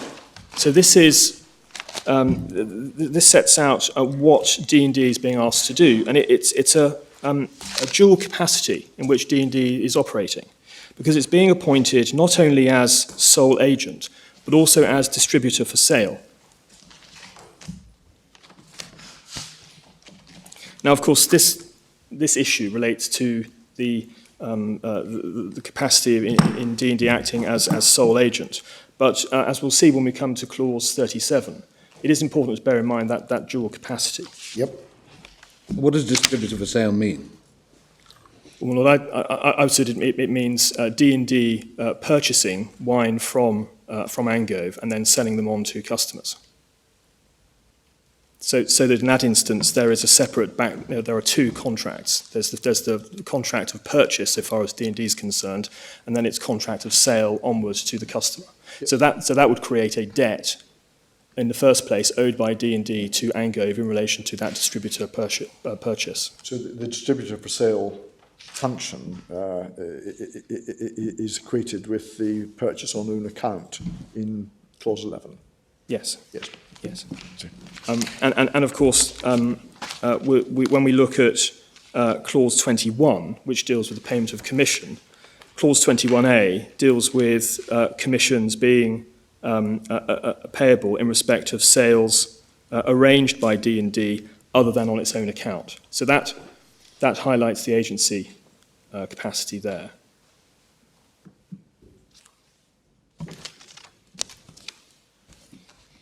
And my Lord, looking at clause 21, we see here that commission is payable by Angove in 2 distinct circumstances. One, in relation to amounts agreed between Angove and D&D based on a net selling price of every sale of products or Angove PBBs to a customer within the territory of, that's the UK and Ireland, arranged by D&D other than it's on its own account. And that's the commission or type of commission which we're dealing with in this case.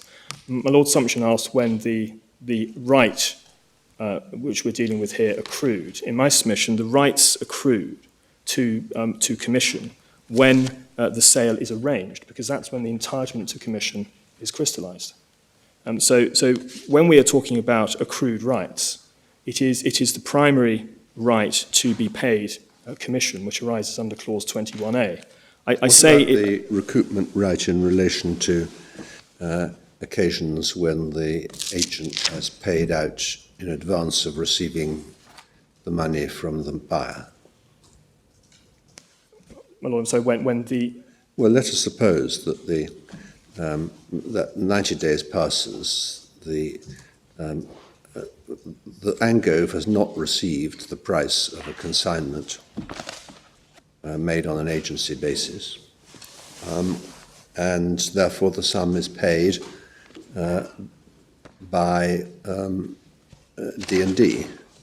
Now, does it have any rights of recoupment by virtue of having paid that sum out of the money coming into its hands when eventually the buyer does pay?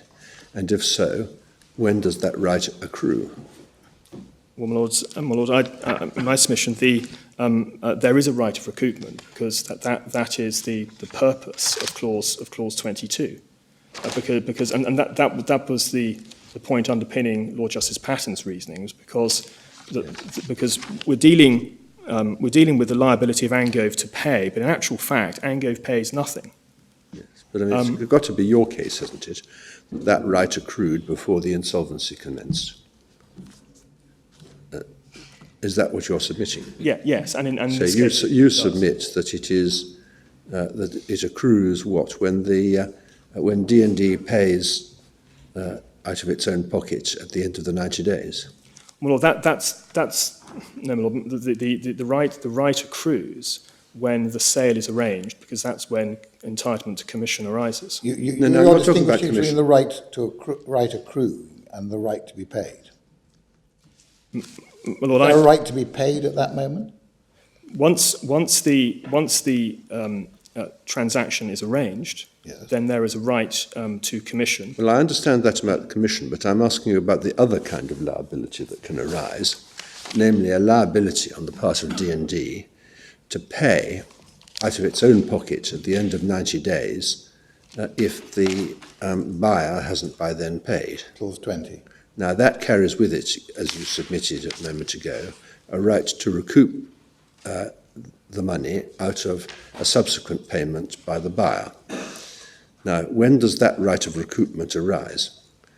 It's got to be your case that it arises before the insolvency commenced. Does that mean that it arises when when at the end of the 90 days the D&D actually pay out of its own pocket, or is it some other time? Well, Lord, I submit that it arises before the expiry of the 90 days, and at that point... The event hasn't happened then. I mean, the difference with the commission is that once the sale's been arranged, the commission is due. Whenever it becomes payable, it doesn't matter. But it's unconditionally due. Whereas the liability to recoup a payment made out of the D&D's own pocket is not a liability that can, as it seems to me, arise before it's paid out of his own pocket. It's merely a contingency before that. Well, Lord, can I perhaps answer at that point by looking at clause 22, because Did the judge make any findings about all this? Lord, in relation to 22, no, because he found the effect of his findings was that 22 can simply be ignored because the agency was terminated. The Court of Appeal assumed that this was an accrued right at the commencement of the insolvency, but they don't explain why. Well, my Lord, perhaps let's go... The Court of Appeal, paragraph 22, is a fairly crucial paragraph that deals with this, My Lord, although rather briefly. Well, yes, it's the relevant paragraphs are paragraphs 22 and 29 and 30 of their judgment. They seem to treat the whole package of rights as accruing at the start when you actually sell the goods. My Lord, yes, and that's my submission, because we are dealing with a primary right to commission, and then there is an ancillary right to satisfy that primary right. There's a sort of package. Yes, exactly. And so once the sale is arranged, the commission is payable under clause 21A. How is that to be paid? You look at the machinery of clause 22. And so when we look at accrued rights, and this is the way in my submission the Court of Appeal looked at it, the accrued right is the right to be paid commission, and that carried with it the secondary right to carry on and collect the monies. So sorry, which paragraph is that? 22. 22 of the... 22, and then if my Lord Hodge also looks at 29, page 147. Sorry, this is paragraph 22 of the judgment, Yes. or Yes. not clause 22 of the agreement. Yes, so in paragraph 22, Lord Justice Patton refers to Triffitt nurseries And all he does there is to say, well, Triffitt Nurseries confirms that there are rights which survive termination. Well, he's talking about, in that last sentence of 22, he's talking about the right of recoupment of a price paid out of D&D's own pocket at the end of 90 days.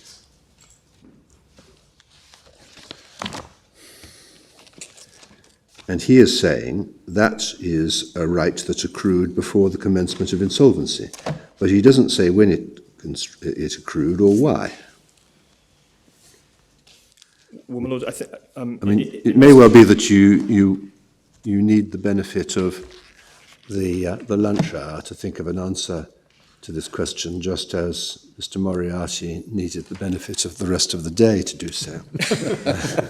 Sorry, that sounds an unfair way of putting it, but well, if Mr. don't feel obliged to answer straight away. You've got an hour of thinking time coming up. Lord, well, perhaps, my lord, we'll come back to that after the benefit of a lunchtime interview. But, my lord, coming back to how clause 22 is to opeate. So we're back You say on. this explains how the commission is to be paid. That's your point. Yes, and my learned friend in my submission sidesteps the important point that the parties under clause 21 and clause 22 have expressly set out how the commission is to be paid. It isn't an option.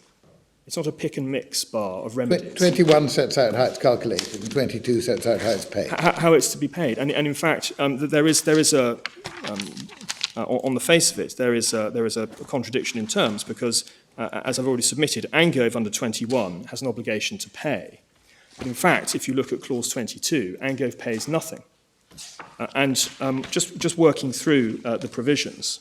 So before clause 22 came in, that was the new clause. Right? Yes, the whole position would be quite different. Yes, as Mr. Moriarty says, in the previous iterations of the agreement, there was a straightforward obligation on the part of Angove to pay D&D. So this is a reversal.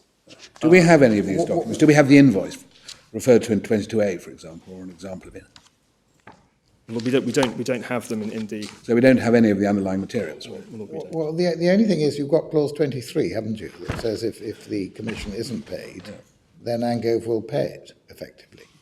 Well, my lord, clause 23 is different because it relates to commissions payable under 21B because it refers to other commissions. Yes, I see. So 22 deals specifically with clause 21A, which are agency sale, commission on agency sales. Yes, I see. So it's other as opposed to other being a reference to commission not due under 21A. Exactly so. Yes, I see. Thank you. So, but my lords, very, very briefly going through the waterfall of clause 22. The first step is under A, Angove issues an invoice. So what is that invoice? It's directed to D&D, is it? For the price or what? It's addressed to D&D, as stated in the agreement. It identifies the customer as consignee. So in the consignee box, we have a PLB, named as a customer. Then all the details... Well, in a box we don't have. So. Yes, my lord, in the box we don't have. But there is a credit note issued at the same time.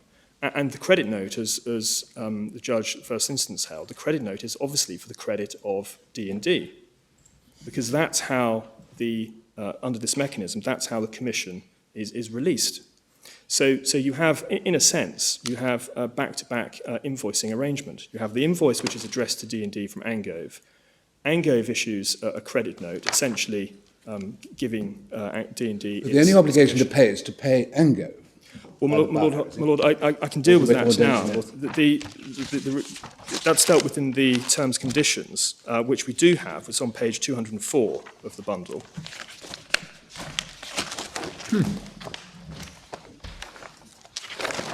And if your lordships look right at the bottom of the terms and conditions, there's a definition for Angoves, which means Angove PTL Limited and includes D&D Wines International Limited, where it acts as agents for Angove. So... sorry, I'm so sorry, whereabouts is that? 204, last line. 204, the very final definition. Oh, I see, right. These are terms and conditions of sale which are applicable to the contracts with the customers. So when So according to the express terms as incorporated, when the customer pays D&D, it knows it's getting good receipt for its payment essentially to Angove.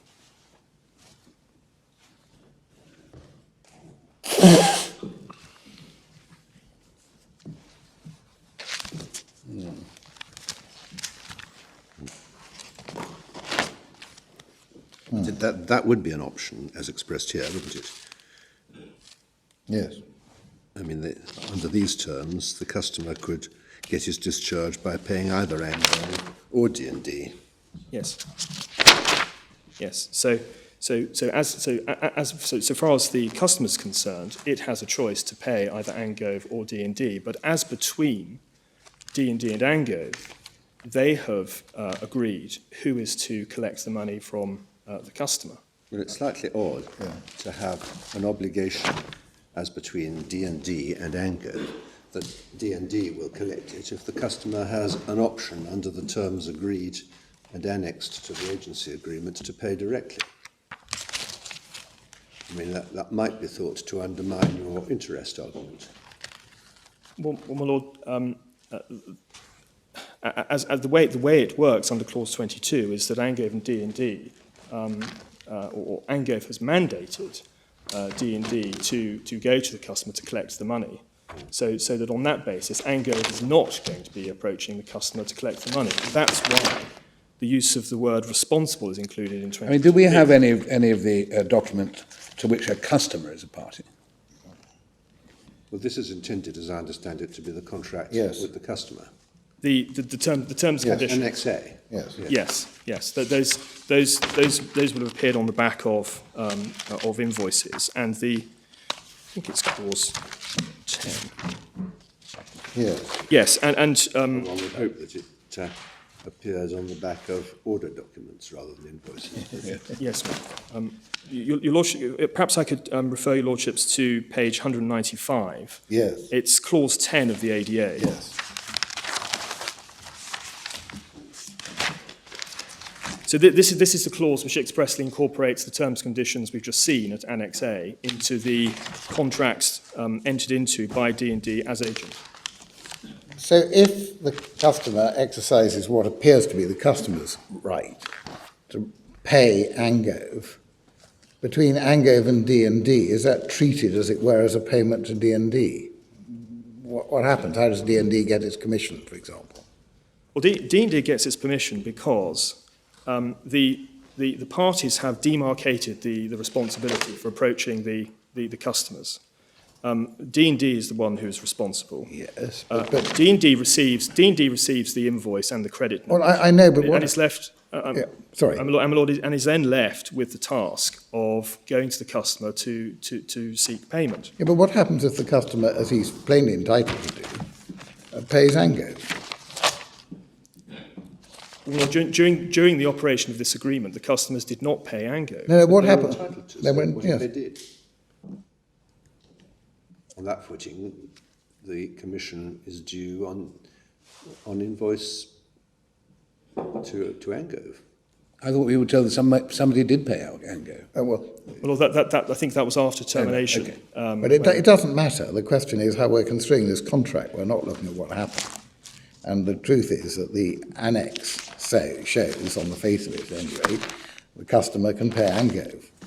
And nobody can object to the customer if he writes a cheque and sends it to Angove. What does Angove do with the cheque? What happens to the commission under this contract? It's a matter of interpretation. But that may be another... I mean, it may be a red herring in the end, but it's trying to work out... On the face of it, if there's an insolvency, any sensible advisor would say to Sainsbury's or whoever it is who's the ultimate buyer, you don't want to get tied up with the difficulties of paying money to an insolvent agent when you've got a contractual right to pay the principal direct who's entirely solvent. Your safe course is therefore to do the latter. Now, if that's his right, where is your interest? Would that be a convenient moment? Because it's to be fair to you, it's an entirely new point, and it's fair you should have time to think about it. It may not be crucial, but certainly you should have time to think about it. So we'll resume again at 2:00. Court's now adjourned.